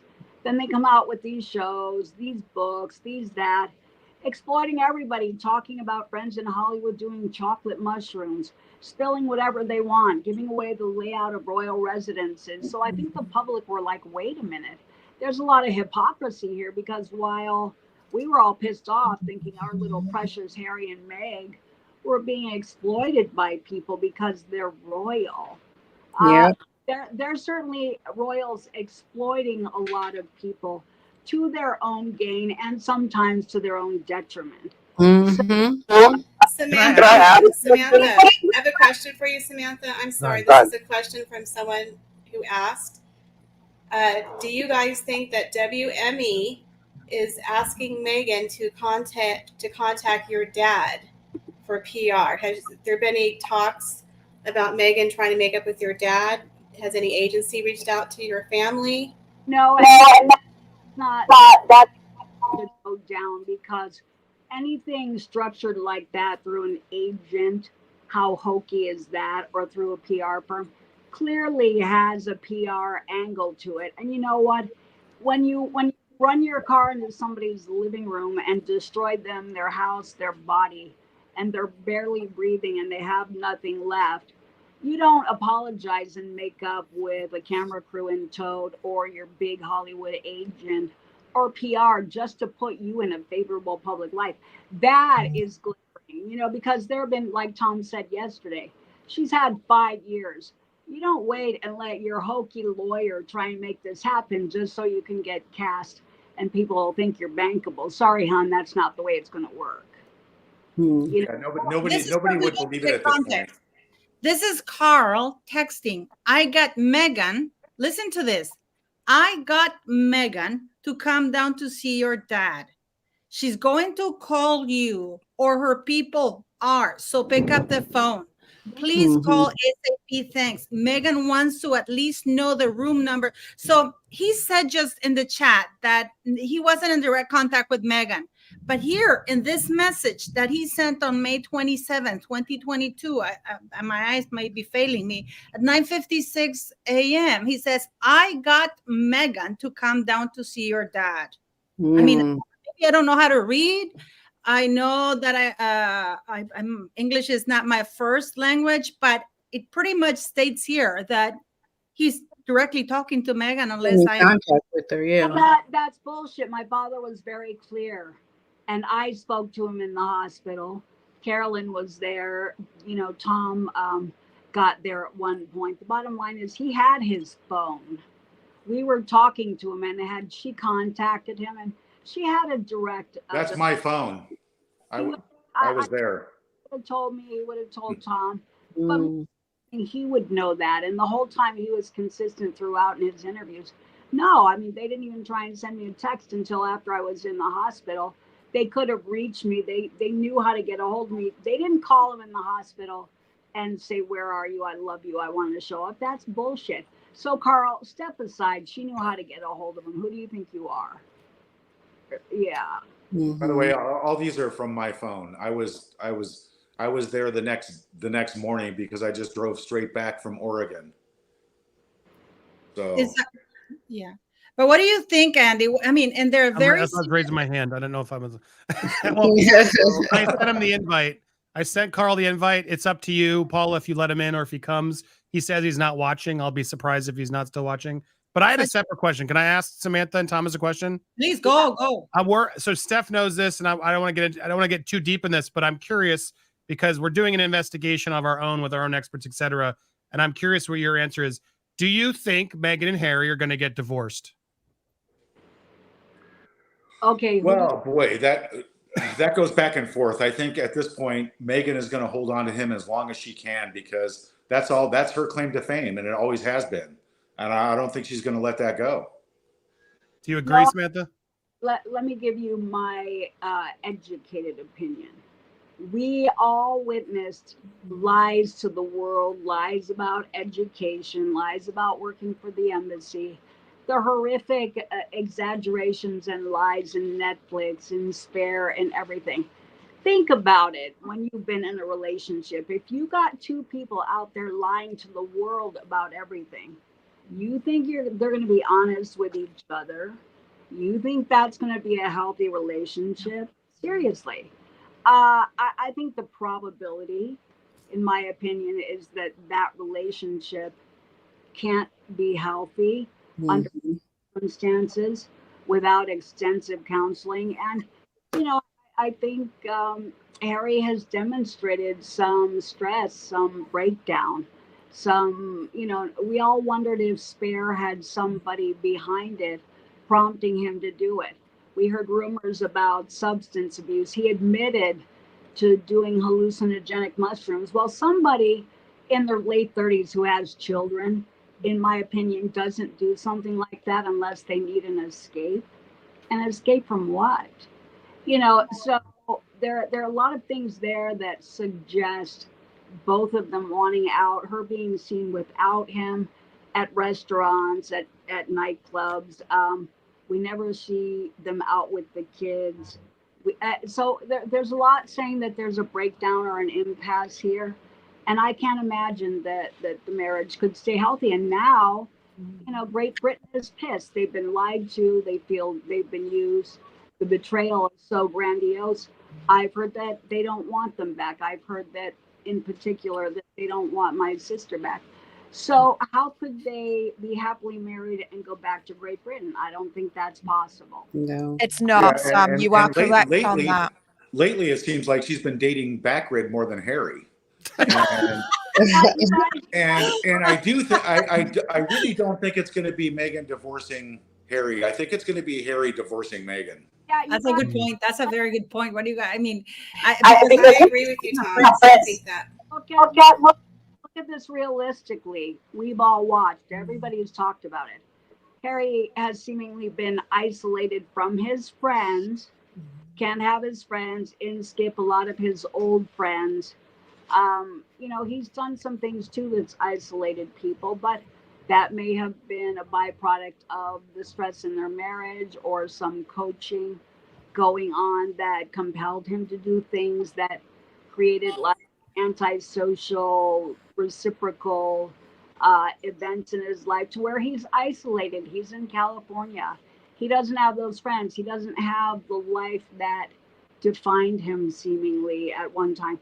Because we've all also seen all of the old pictures. He said, "Oh, I was never really happy. I didn't know I was unhappy until she told me." Quote, "she told me." Those were Harry's words.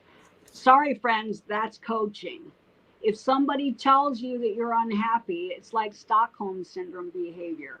And you didn't feel like you knew it before, but all of a sudden, oh my God, I'm really unhappy. I know because she told me. Okay, so we saw that going on. So he lost a lot of his friends and everything that defined him. We saw all those pictures contradicting what he said about being happy. I didn't know I was unhappy until she told me, well, God, how many pictures are out there? And I Googled them too, of him laughing with his dad, rolling in the grass, riding horses, riding bicycles. He said he never rode a bicycle. His life looked happy, and he's not an actor, so I don't think he'd have any reason to fake all of that in the context of family outings. So all of a sudden, you're going to ignore that you were happy because you're, quote, being coached. Mm-hmm. How can you go in that? This about one. For the record, just because I'm giving you the exclusive, Paul. We are working on an investigation, and I will reach out. I would love to get both of you on the record to get your thoughts on it. I'll reach out to you separately, guys. But yeah, they're gonna be with Andy. It's a complicated conversation, and I was curious where you both stood. No, but Andy, you have a big task because I mean, the great thing about this is, unlike Amber Heard and Johnny Depp, which was his word against her word, and stuff like that, which is, was domestic abuse or something like that. There are actual real receipts here, like, this is why it's so tragically, this is just like Carl Larson. You confront him with stuff and it's like, oh, nope. You DM Bozy. Nope. You took down and now we show the messages where he's telling Tom that he's taken down. He has taken down the thing, It's I have the ability to declassify that at any time. Yeah, that's okay. Well, you can do that, with Andy, because Andy has a huge platform as well. But I mean, what do you guys think? What do you all think? I mean, Pidina, Royal Daily Tea, Andy, Steph, about this situation and what you're learning, what you have learned about what's happening to Samantha and Tom, who had no training. People ask all the time. They never had. Why are they talking to people? Well, Meghan Markle and Harry have had the benefit of the best PR machines in the world. Yes. But all journalists, in spite of the fact that he's lying, still lend them their platforms. Because I know your father went to see Oprah after the interview, asking her to do the responsible journalistic thing and listening to the other side and let us decide who's telling the truth. Well, she doesn't do that. It's not just that. I mean, you asked, I think, an important question. We watch journalists going, why are the Markles talking to the media? Millions of people around the world on social media, the media, everybody was talking about Harry and Meghan, the royals, but the Markles aren't allowed to talk about anything, just the Markles. Because Meghan's an only child. Well, who are these people? Oh, the Markles. Why are they doing interviews and talking to the media? First of all of you journalists out there, you know that you asked us questions, whether on social media, you talked to us. And honestly, we saw articles out there that were like, what the hell is that? One of the first articles that I thought was so whacked was showing pictures of different locations. And one of them said that Meg was raised in the ghetto and that dad was a deadbeat dad. So why wouldn't we talk to the media when they say, do you have anything to say about this? Or, tell us about your growing up. Oh, you're damn right. If I see people out there lying and saying stuff like that, first of all, I'm going to say, okay, where are your receipts? Mm-hmm. You have a right to set the record straight. And instead of journalists saying what they want to say and creating that shit, we have a right to tell it like it is.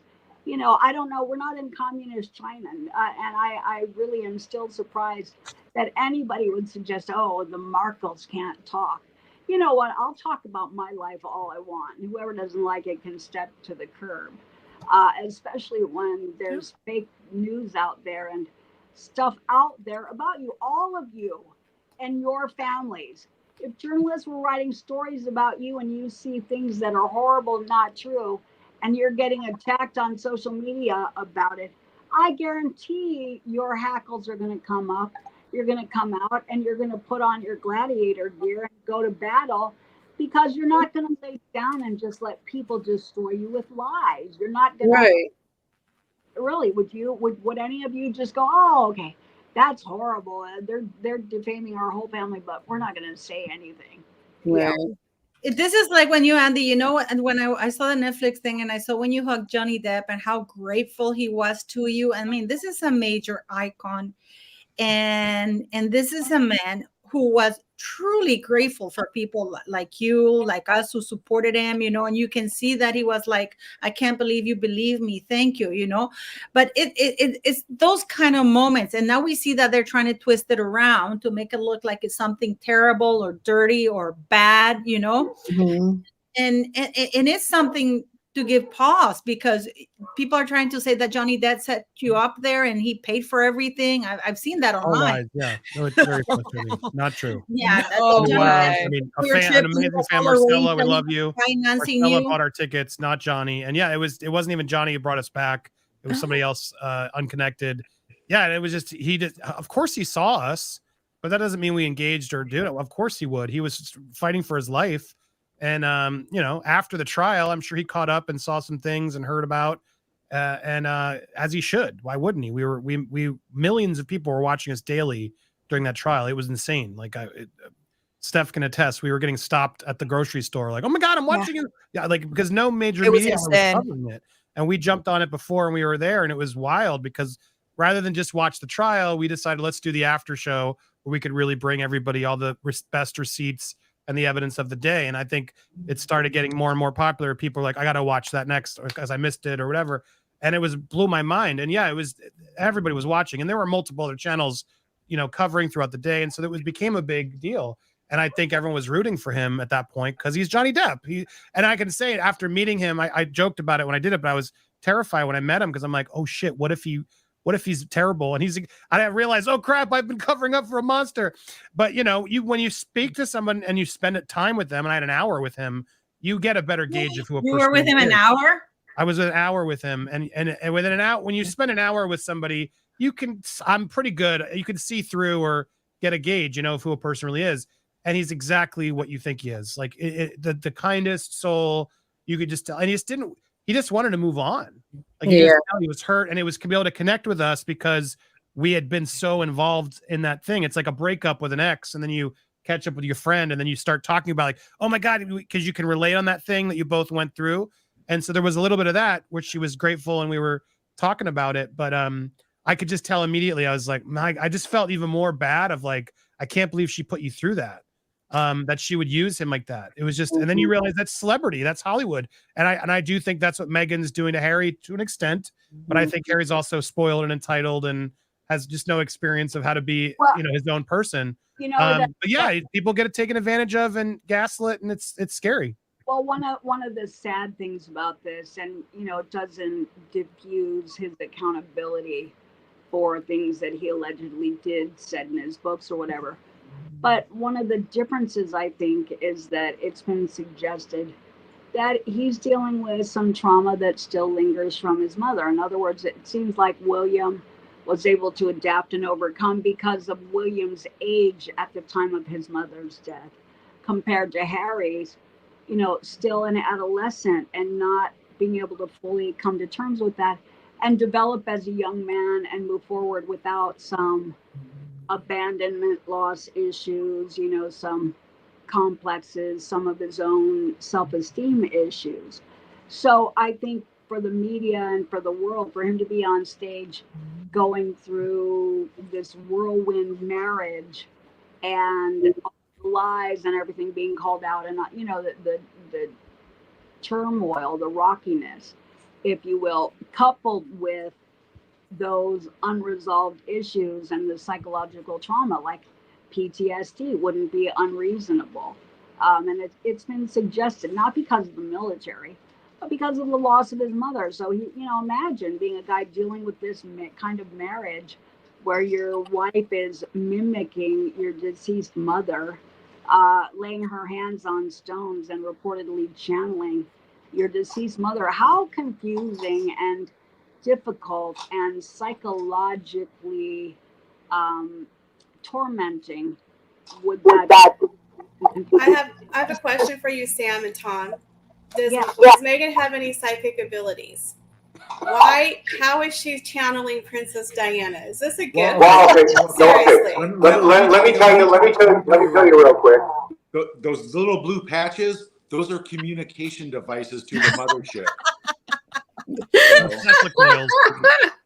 No, William Morris, the mothership, maybe. But this is really crazy. What people, we're laughing about it, but actually your lives, especially your father's life, has been horribly affected by it. I mean, your father has had two heart attacks and a stroke.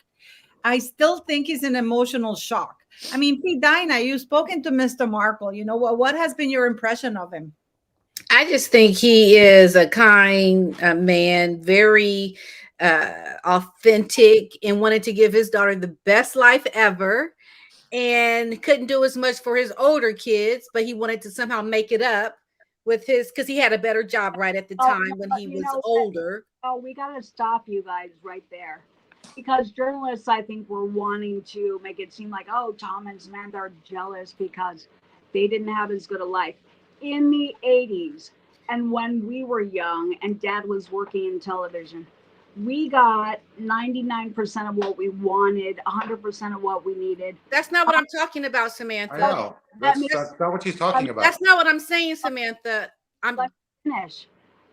What I'm going to say is he gave us as good a life. And as for the college, we weren't ready to go to college. So there's really not a comparison. Tom and I were both pretty spoiled living in Woodland Hills. And I think people want to make it seem like Meghan was more spoiled because Dad was then making more money. Yeah, but it was still hard on him to have to be saddled with her college tuition that he was still recently paying off. So he wasn't so well off that he could just throw money at her sight unseen. It was still a sacrifice. It was still hard.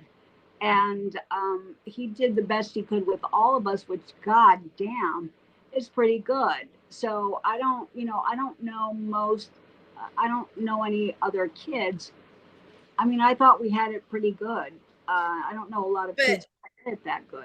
What I'm saying is, because Paula had asked me from my conversation with Mr. Markle, that's what I'm talking about. Yeah, but just about when we spoke, he told me that when he was older and had the job at the studios, his life had gotten, it was different because he was making so much more money.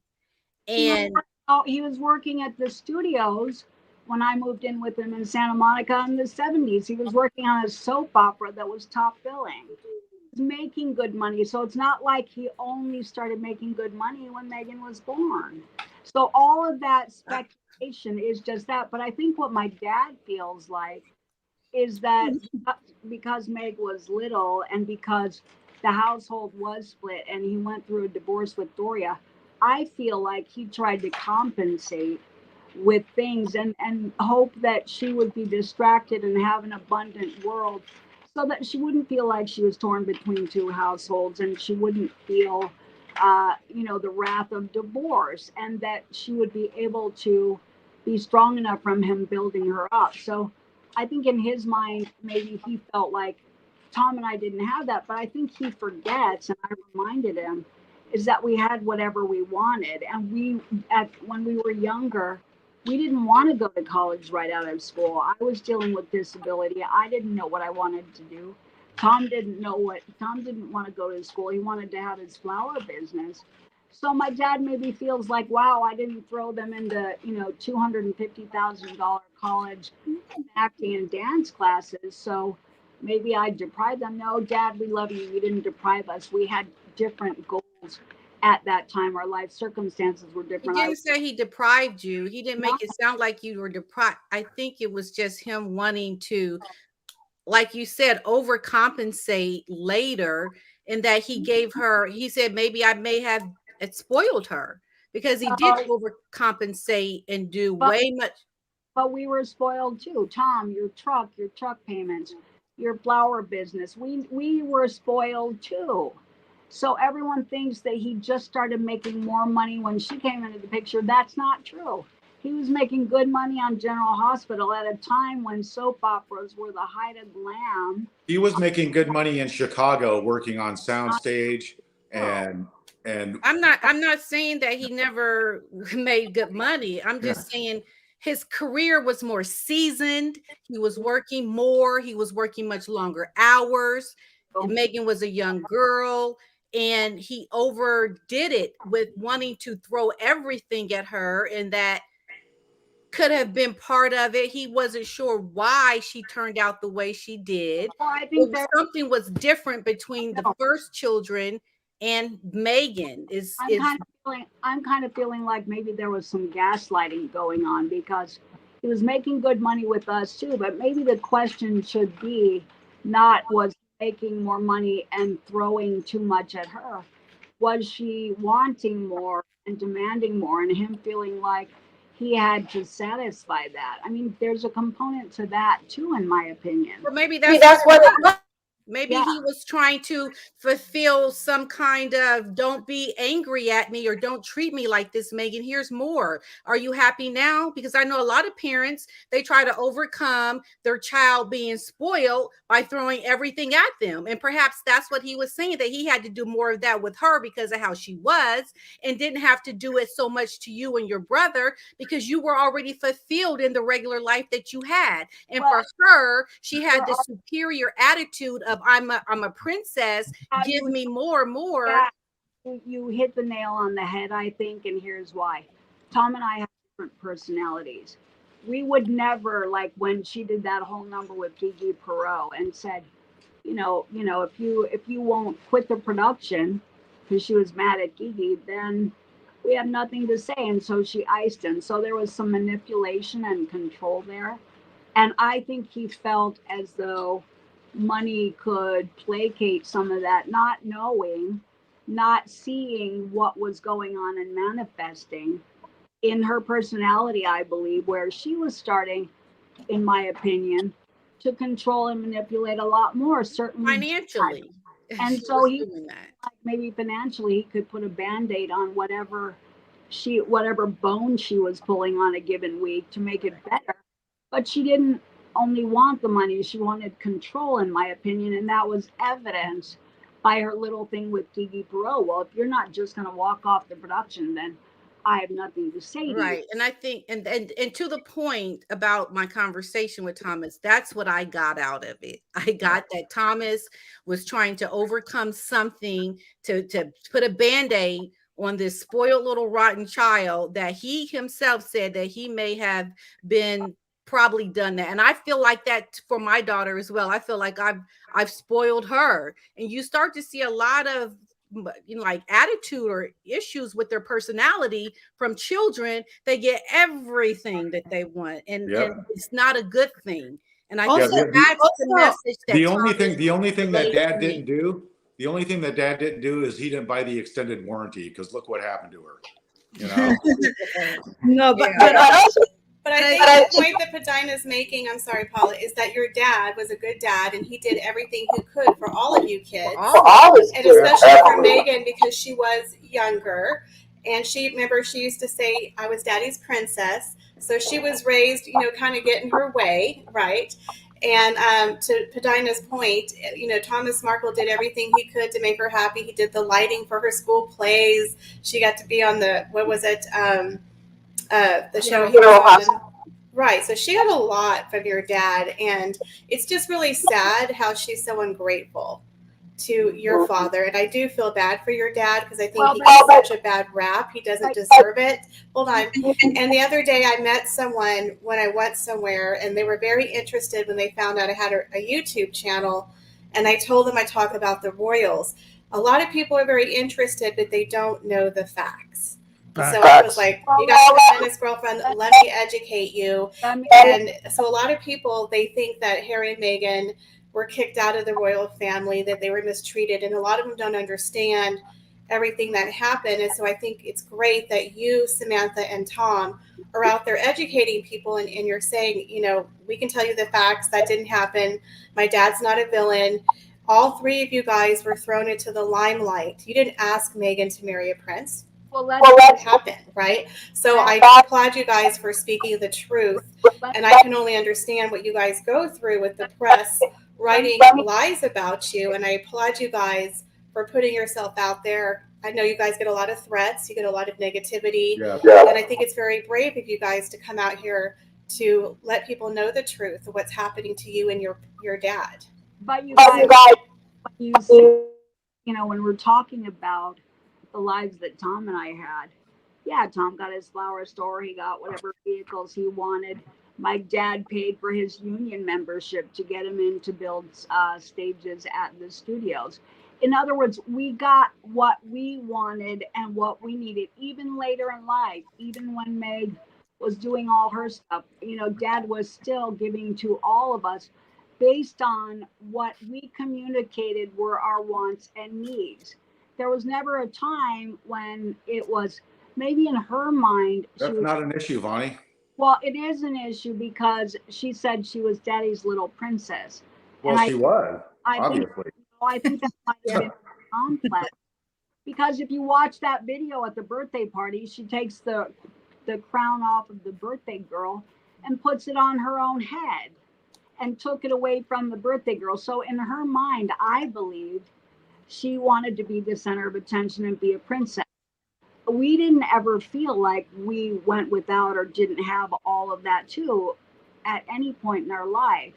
And so I think, but her saying that, maybe she needed to feel that, and maybe that's her own complex, being the center of attention. You know, everybody's different, but it certainly seems that way.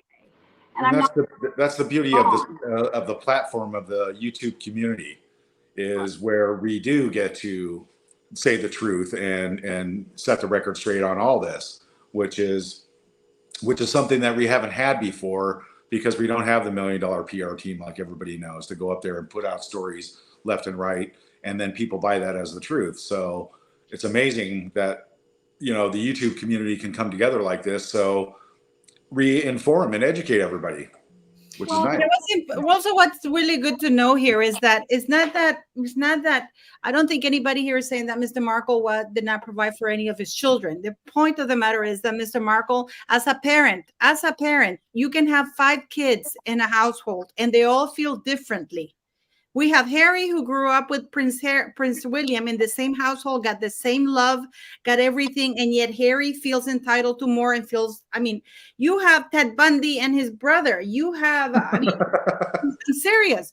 You can be in the same household and have different perceptions of your reality.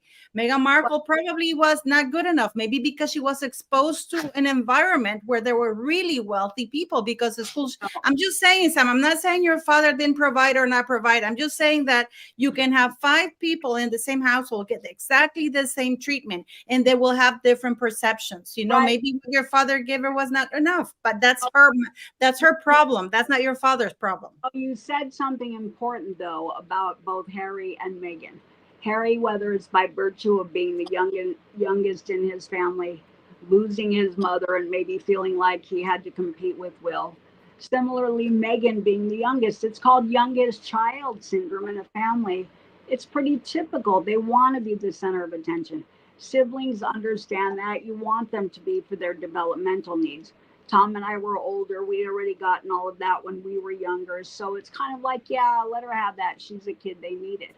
But at one point, some personalities get to the point where it's insatiable. Maybe they want more and more and more. And it's not just about the stuff.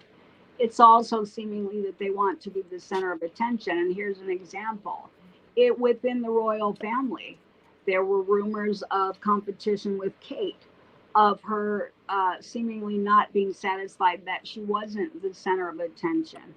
You know, and in the royal family, where clearly the hierarchy at the top is the monarch, Queen Elizabeth, and that there were reportedly some stories about challenging the system and how things are done within that family structure, because reportedly she felt like she was an outsider. And the stories are coming out now about that. No, you're not an outsider, but there is a pecking order and a ranking, and you don't just go into a new family and jump to the top. You can't take off Queen Elizabeth's crown and put it on your own head like you did at that birthday party. Sorry. And so it seemed like there was a little bit of that going on, and that's specific to the personality that we're talking about, I think. And perhaps, some people are hard to satisfy. Some people can never be satisfied. And what that really means is all of the rewards will never work. It's about the self and what's really going on inside. So I think that's where that should be left. And Stephanie, what do you think about about the effect that Meghan had in the royal family from your perspective? Because you're Brit. So what do you think of that happen? I mean, the lies that she told. I mean, the thing, because the difference between Amber Heard and Johnny Depp is that they were both absolutely white. Whereas we have Meghan using the race card and the royal family, the bullying allegations. She's always been able to get away with people covering up for her, by the way, Andy. I don't know if you know this, but the royal family conducted a private bullying investigation of which we will never know anything about. So Steph, how do you feel about that? I mean, you're British. Yeah, so it doesn't matter if she's black, white, purple, pink, yellow, blue. Didn't matter to us. Harry had found someone brilliant. He was starting to calm down. He was starting to, have a family. We were really, really happy for him. Now, we were first off actually celebrating her. We're like, oh my goodness, like an American actress is gonna come into royal family. We kind of thought of her a little bit like Grace Kelly in that respect, I suppose. And everything that she wore, everything that she did, we were like, okay, we want to emulate that, we want to copy her. Like, we were fascinated by her. We watched in our millions. We put up the bunting. We had tea parties when they got married. It all started to turn sour when she started to try and change things. The fact of the matter is this: the royal family, for better or for worse, whether you're a royalist or not, I'm a royalist, clearly, is part of the British culture. When you've got someone that's trying to change our culture and change our backbone of our culture, yeah, we're going to start having problems. We're then going to start having bigger problems when you're then attacking our royal family and making lies about our royal family. Because again, it's not just attacking our royal family and lying about our royal family, it's also attacking our British culture, our identity, because the British family also forms part of our British identity. So now it's a case of going back to what Samantha said earlier on, where the UK doesn't want Meghan. No, we don't. No, we don't. No disrespect. Guys, we don't. America, you can keep her. Because at the end of the day, all the lies, every time she's attacked the royal family, every single time she's tried to damage the royal family, she's done so against also our British culture and our identity as well, where she's shown, as far as we're concerned, a lack of respect for our British identity and our British culture. So where right at the beginning we celebrated her, we loved her, we welcomed her in with open arms. So all this BS about the media in the UK being racist, this, that, and the other, to the extent that she's saying, no, that's total BS. We celebrated her right at the beginning. Now we don't want anything to do with her. We don't want to step foot into UK. No.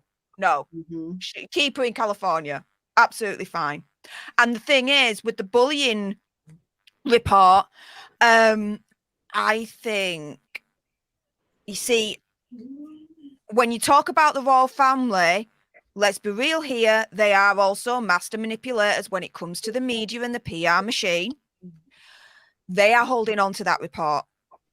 My opinion, my little sneaky suspicion in terms of how they work is once Harry and Meghan start divorcing, because I do think that's going to happen personally. I can't see it lasting, no way. Once that divorce button is pressed, things are going to start leaking. Things are going to start leaking about her time in the royal family, and in particular, that report. That report is one of their aces up their sleeves that they've got right now. And they're going to use it when it's at maximum effect. Because when they start getting divorced, Meghan is, again, my opinion, she's going to try and throw everything at the royal family to try and get the maximum that she can get out and manipulate the situation. So I think that over the years, the royal family is storing things up to counter that when they do get divorced, in terms of how they work and everything. It's just yeah. I'm waiting to see the look on her face when she finds out Harry's got a prenup. He didn't make her sign a prenup. There's no prenup. Which is, I mean, and the all you have to take the past behavior. I mean, the way she treated Trevor Engelson, the way she treats her own family, the way she treats her own father. If he doesn't get what's waiting for him when she turns on him, I mean, you, Tom, you know her. I mean, what do you think of what do you think, given her past behavior, Tom? What do you think she's gonna do with Harry if she divorces Harry? You know, that's very important, because what happened to Trevor was just amazing. I mean, it was horrible what happened to him, because I met him several times, and he was a really, really nice, genuine, wholehearted guy. Honest, sincere, hardworking, made a lot of money, very, successful in Hollywood. And to mail the ring back in the mail, ouch. I mean, did you see it coming at all? He didn't really see it coming at all. I mean, to wake up and find that, it's like, wow, it's incredible. And the way she goes about claiming, charitable and humanitarianism, and she's this wonderful person who tried to hide her family and bury her family like we didn't exist. Samantha, she's been in a wheelchair for so many years, never reached out one time ever to say, hey, is there anything I could do to help make your life a little bit easier? Do you have everything you need? I mean, nobody ever asked Meghan, myself, Samantha, never asked her for anything. Not one of the 2 nickels that she had from Sizzler, nothing. And has she ever reached out and says, oh my God, my brother Tom is down there taking care of my dad every day religiously, no matter what, with selfless. That's selfless on my behalf, because I wouldn't have it any other way. And it's just incredible. Never reached out one time. Is there anything that you need or anything that would make your life a little bit better? No. And that right there shows exactly who a person is inside. And it's blank. It's empty. It's soulless. And she's supposed to be a humanitarian to help other people. That's what I can't reckon. Oh my God, my dad, who gave me everything from the time I took my first breath and first step, everything, love, investment, material things, all the way up through, marrying Trevor and beyond, to ignore him through not 1 heart attack, but two heart attacks and a stroke. And never, whether it was calling him, that we couldn't get a hold of him. Yeah, she knew how to get a hold of him. But you would think you would want to make sure, if you have millions and millions of dollars, oh my God, that's my father. I want to make sure he is in the best medical hands possible. He should have had paid for the best surgeons get there, save my father's life. Did you guys get any support when Meghan was engaged to Harry? Did you guys get any support from the royal family on how to handle the press or anything like that? Did you guys reach out to the palace and say, we're drowning here, can you help us? Well, that's what I did. I reached out. I had a friend of mine up in Grants Pass who's an attorney who was able to get correspondence with their PR team. Her name was a correction from yesterday's show, but her name is Naomi Smith. And the response that we got back, because I was being harassed every single day, I had zero privacy, and I'm like, this is ridiculous. This is not my problem. This should be dealt with by the royal family or Meghan's team or whatever. But I'm being harassed, and my life went from private to in the spotlight, and there's nothing I can do about it. And the response that we got back from her and her team was, that's distant family, and I don't know those people. So that's what the palace answered back to you guys. Yes. To me. Palace. Yeah. Huh? But I think Meghan told the palace not to help them, if I'm not correct, right? She did. Yeah, absolutely. So, but I'm surprised about the palace, because I know that they have learned their past lessons. So to leave you out in the dark while everybody is attacking you, and you have absolutely nothing, I mean, So no help from the palace, no contact with anybody. This is what you're gonna do, what you shouldn't do. I guess you didn't get any royal invites to the wedding, nothing. So being that Meghan was such a fragile person at that time, and she was such a victim and victimized and an orphan and an only child, and she was so sensitive that she had probably had Harry convince everybody, oh no, this, what Meghan wants is what Meghan gets. So we're not going to invite the family. We're not going to do anything. We're going to all end up putting our foot in our mouth, which is actually what happened. So Andy, if you hadn't gotten a hold of Steph, what would have been your perception of Harry, Meghan thing and the Markles if you weren't talking to Steph and Steph had kind of I probably wouldn't have gotten as honestly, I probably just would have kept ignoring them. If I'm being honest, I probably would have tried to ignore it. Just because it's not, but then when they came here and shoved it all over her face in the Oprah interview, yeah, I mean, it would have been hard because it's not even like they're just keeping it over on her side of the pond. They came over here and did, as Thomas said, that they did the victim tour. And I saw that through that immediately. Like when I watched because I didn't really follow, and I watched the Oprah interview, and I sort of I knew better just because I don't trust Oprah at all. What she did to Michael Jackson's a whole separate topic, but like knowing what she did to Michael Jackson and that family put a huge, I just knew she was a snake. Michael Jackson gave her first opportunity in an interview, and then she again got more from him. And then after she died, she begged the family and got the first interview with the kids and Catherine Jackson. And like, she was just pro Michael her whole career. And then as soon as Michael died, she took those two liars in who perjured themselves in the stand to take that documentary. And then not only did she support it, she then brought a audience filled with child abuse survivors to like reiterate even harder. And it was just such a phony show of like, dude, this guy, you were with him the whole time through all of it. Even during the trials, you stood by, you went to his kids and had their back. And then as soon as he dies, you cash in and did that. It was shockingly just snake-like behavior. So I knew better, but as I watched, it was like, I mean, I just don't understand why she's a victim. I don't get it. And when I'm listening to you guys, Thomas and Samantha, it does make me sad because it's like, it was just so stupid to not help you guys. Like, even if you guys were grifters or whatever she wants to call you, if she had at least like helped you or had her team helped you, that would have been the better move to do. But she was so selfish and full of herself and wanted to write this narrative of a single child, and all the race and bring all these things in that she just keeps digging herself into a hole that it's like, it's hard. It's hard. I can see through it at this point. And now I've gotten angrier and angrier the more I see how much she tries to rewrite her own history, play the victim. I mean, I think it was you, Paul, who brought the footage of her as a queen when she was a kid. Like, she says she didn't know about the royals. I didn't know who Prince Harry was. Bullshit.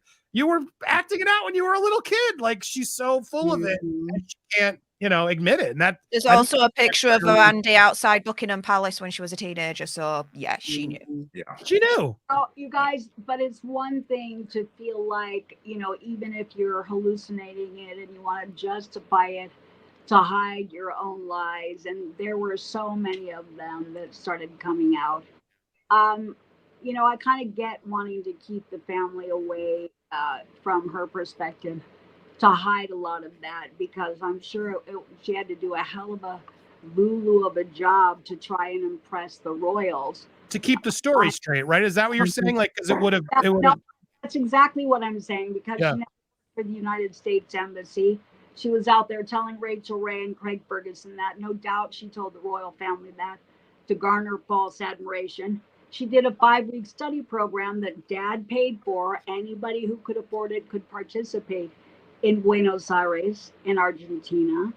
And Uncle Mike, who didn't get invited to the wedding, who retired from the United States Embassy and the Air Force, thought he would do Dad a favor and wrote a letter of recommendation, even though it wasn't necessary. But that was so nice of them both to do that. It was a 5-week study program, which is not even a college certificate program. It's 5 weeks. You don't tell people that you work for the United States Embassy when you only did a 5-week study program. So, I mean, I kind of feel like there was a lot going on the public wasn't aware of And all this PR out there was running with those balls that are so easily deflatable to, I think, to inflate her, to deflate us. Wow, no wonder she, I iced her family, because she's all this and they're not, when they weren't seeing that that was a construct. A lot of that was bullshit. And so people also didn't know that behind closed doors there was an entrenched media agenda. A lawyer in London told me that. When I found out that I was never on a fixated persons list, I was never in Scotland's Yard list. But you guys remember 2018 December, the world, Samantha's on a fixated persons list. Yeah. I found out from an attorney in London who got me a letter that said I was never in their computer, that I wasn't on a list, that I wouldn't be on a list, that it was bullshit. I tried to show the Daily Mail that. I held it up. Nobody wanted to print that. Mm-hmm. This is where we go about the responsible reporting, Sam, though. This is where we go, for example, with you, Andy, and with you, Pidina. We're the ones that we are willing to print that out, and we get censored for it. There's more to it than that. It was at the behest of paid PR. And stories said that her protection officer went to Roy Anika at the London Times. I pulled that article. So it was at her behest somehow. It's just like Carl trying to get Armando to go into the house. Just because you have someone else do the dirty deed, doesn't make you any less culpable, in my opinion. So the beauty of the internet and the YouTube community like this is that one day Archie and Lily are going to wonder who their family is. And regardless, we're still going to be here. I mean, they're going to have questions, and God only knows what she's telling them. She's going to have to tell 20 more lies about, like, these people. Oh, they're all AI people. They're all fake. I don't think Dad even realized the gravity of it. How do you guys think I felt, how we felt, finding out from a high-profile attorney to say to me verbatim, there is an entrenched media agenda against you? And I could easily trace the trail of nuts to this squirrel. Several articles sort of stitched that up for me. To know that someone is paying to use the media to damage you when you never asked for anything, and the only thing you did wrong was that you could leak stories that would be inconsistent with the lies that she told. And that's the reason that we were kept away from the wedding. It's like, but it snowballed, I think, for her. The PR got worse, the lies got bigger. And at one point, I don't think she would want to acquiesce to being behind all that, because that's really antithetical to the definition of humanitarian right there. Especially when you've got a sister in a wheelchair, you've got a father who's been through 2 heart attacks and a stroke, to have to own up to still knowingly and seemingly maliciously but recklessly doing all of that damage, and never stepping forward to say, you know what, leave my family alone. Maybe we're not talking or whatever, but don't sit there and damage my family. So that lack of advocacy and accountability suggested to me that probably that attorney was right, who found this out and stated in no uncertain terms that there was an entrenched media agenda. Well, that doesn't happen for free in a vacuum. There's an email here that this is an email. This is in the court case as well. You've seen it, right, Steph? You've seen it all, you guys all seen it, right? Yes. This is communications between Harry and Jason Kanoff, Meghan Markle's personal assistant, where basically Jason Kanoff is advising Harry not to contact Omid and Carolyn Durant directly, so they can hand on hard deny any involvement. What do you think, Michelle? Oh, I'm sorry. What was the question? Well, you've seen. Well, you've seen, guys, all of this. I don't know if you've seen this, Andy, also, and Pidina, you've seen it. I mean, when you talk about using third parties so they can deny any involvement, this is a little bit like Amber Heard when she was asked on the stand if she had contacted was it TMZ to take the pictures of her outside the courthouse, and she goes, "I never did." It's always so sneaky how these people do that. It's like we call her Meghan Clean Hands Markle. I call her Meghan Clean Hands Markle. She does it through third-party sources. Her 5 friends went to People magazine. It wasn't Meghan, it was her friends that spoke on her behalf. Mr. Carl Larson, allegedly, through outside sources, went through Armando, but he said he wasn't there. It was Armando. So people like to go through the back door, and they can say, well, it wasn't me. You guys, Charles Manson was arrested, but he wasn't technically the person who did the crime, but he had people do the crime. You see what I'm saying? So the third party incident, I do agree, Paula, is that's how she keeps control, but then they can't trace it back to her necessarily. Let's take it out of now. I saw that letter, and Harry said verbatim to Jason Knopf, I saw the letter. We have to make it look like we weren't involved. Yeah, you were. Well, we're going to have to go, everybody, but we want to thank Samantha. I want to thank all of you for being here. Andy, I believe you're going to have a conversation with Mr. Thomas. We have Miss Pidina with her book, Turn Global, which is for sale. Please buy it. Andy, you're going to be up, everybody. on the divorce, right? I need to get that book, Pidina. That looks awesome. Andy, where do we get it, Pidina? Where's the book? On Amazon. What's it called again? Turned Global.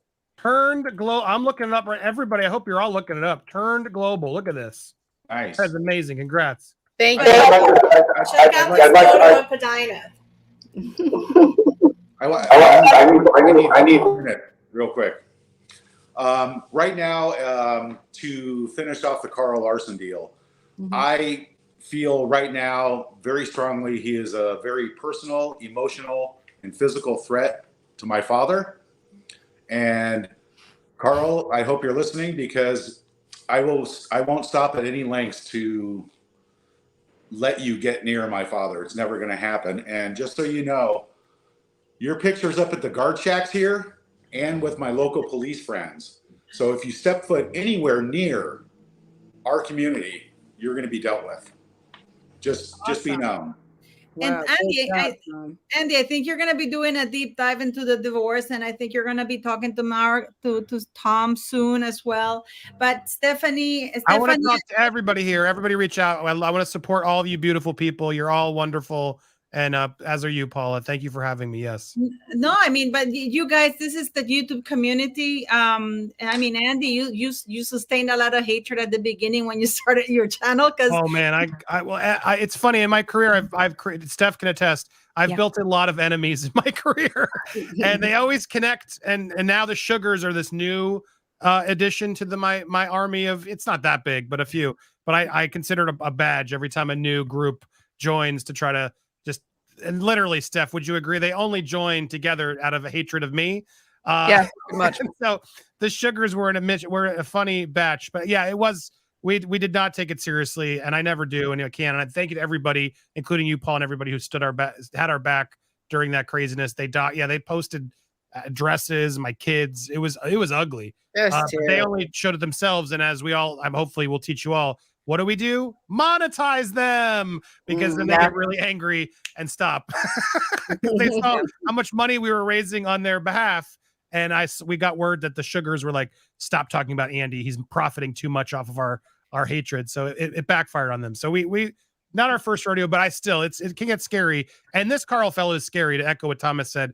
That's why I really wanted to do that show, not to create a bunch of drama, but to really give you guys evidence if you need it for restraining orders and things, because he needs to stop. We were very clear. Go away, Carl. Go away. Leave Samantha alone. He like seemingly is excited to talk to you. That's why I didn't really want to bring him on this show too, because I just don't want to keep giving him the attention that he clearly deserves or thinks he deserves.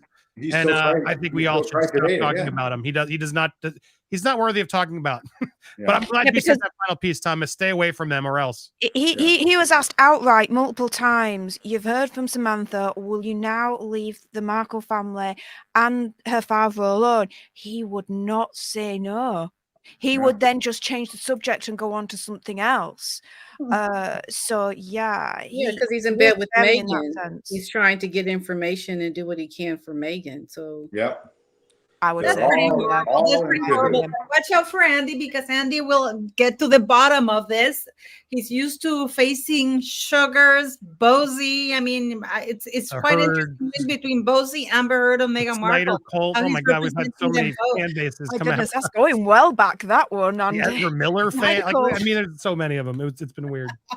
So, anyways, thanks for joining, guys. Thank you very much for this amazing panel. You know that this is your home. And thanks very much for joining. Thanks, all of you. You get to decide. You've seen Meghan Markle's and Harry's side. You get to hear directly from the Markles. They go live. They don't hide behind stage interviews that you can't ask them questions. And they're here. So thank you very much for joining. Thanks for being respectful. Thanks to Carl Larson for the super chat. But we don't believe you, buddy. And we believe Armando. Anyways. Oh, can I do one more plug? Yes, please. Steph the Alternate's going live, and we're trying to get her to 100K subscribers. We love Steph. I love Steph. And it's all her fault, so I got to plug her hard because there she is. When are you going live, Steph? When are you going live? Straight after this, I'll be going live. So let's go. I'm going to go watch you too. We're going to go watch the you. Alternate so she can keep the conversation going. Yeah, I need a plug too, the real Papa Jr. Yeah. All of our channels. We have Steph the Alternator, who's going live. Clearly, Popcorn Palace, Popcorn Planet, P. Dinah, Royal Daily Tea, and Mr. Thomas Markle Jr. Yes, we want privacy. We all want privacy. So thank you very much. And let's go. Thomas, does your channel have any particular friendships like the other one? No? Oh, no. Remarkable friendships? No. The and friends are my alter egos. So So don't forget to buy Samantha's book, Princess Pushy. Let's promote her book as well. And I am going to buy your book, Samantha. I am buying your book. Just let you know. I don't buy it now. I'm writing book number 2. Someone was out there bootlegging and selling my book illegally. So what you see on Amazon, unless you buy it used, do not buy it new. Someone was out there printing it, calling it a reprint with permission of the publisher. The hybrid publisher swears that she stopped selling it in July of last year. So I haven't received any royalties. Someone is out there fraudulently selling my book. So wait for book number 2, and I will condense it all. I think. Does that include the Kindle version as well, Sam? Yeah, whoever's out there, they have no business selling it on Kindle. So somebody is out there uploading copies, selling, letting everybody read it for free or buy. I confess it was me. Sorry. Stop. It's probably Carl. He probably got in there and got a copy. Probably Carl. You probably got Armando to do it. Poor Armando. But thank you guys. Anyways, we gotta go. But thanks so very much. We'll probably do something like this again. Thanks to all my wonderful panel, and you have a wonderful weekend. Absolutely. Okay. Bye. Bye.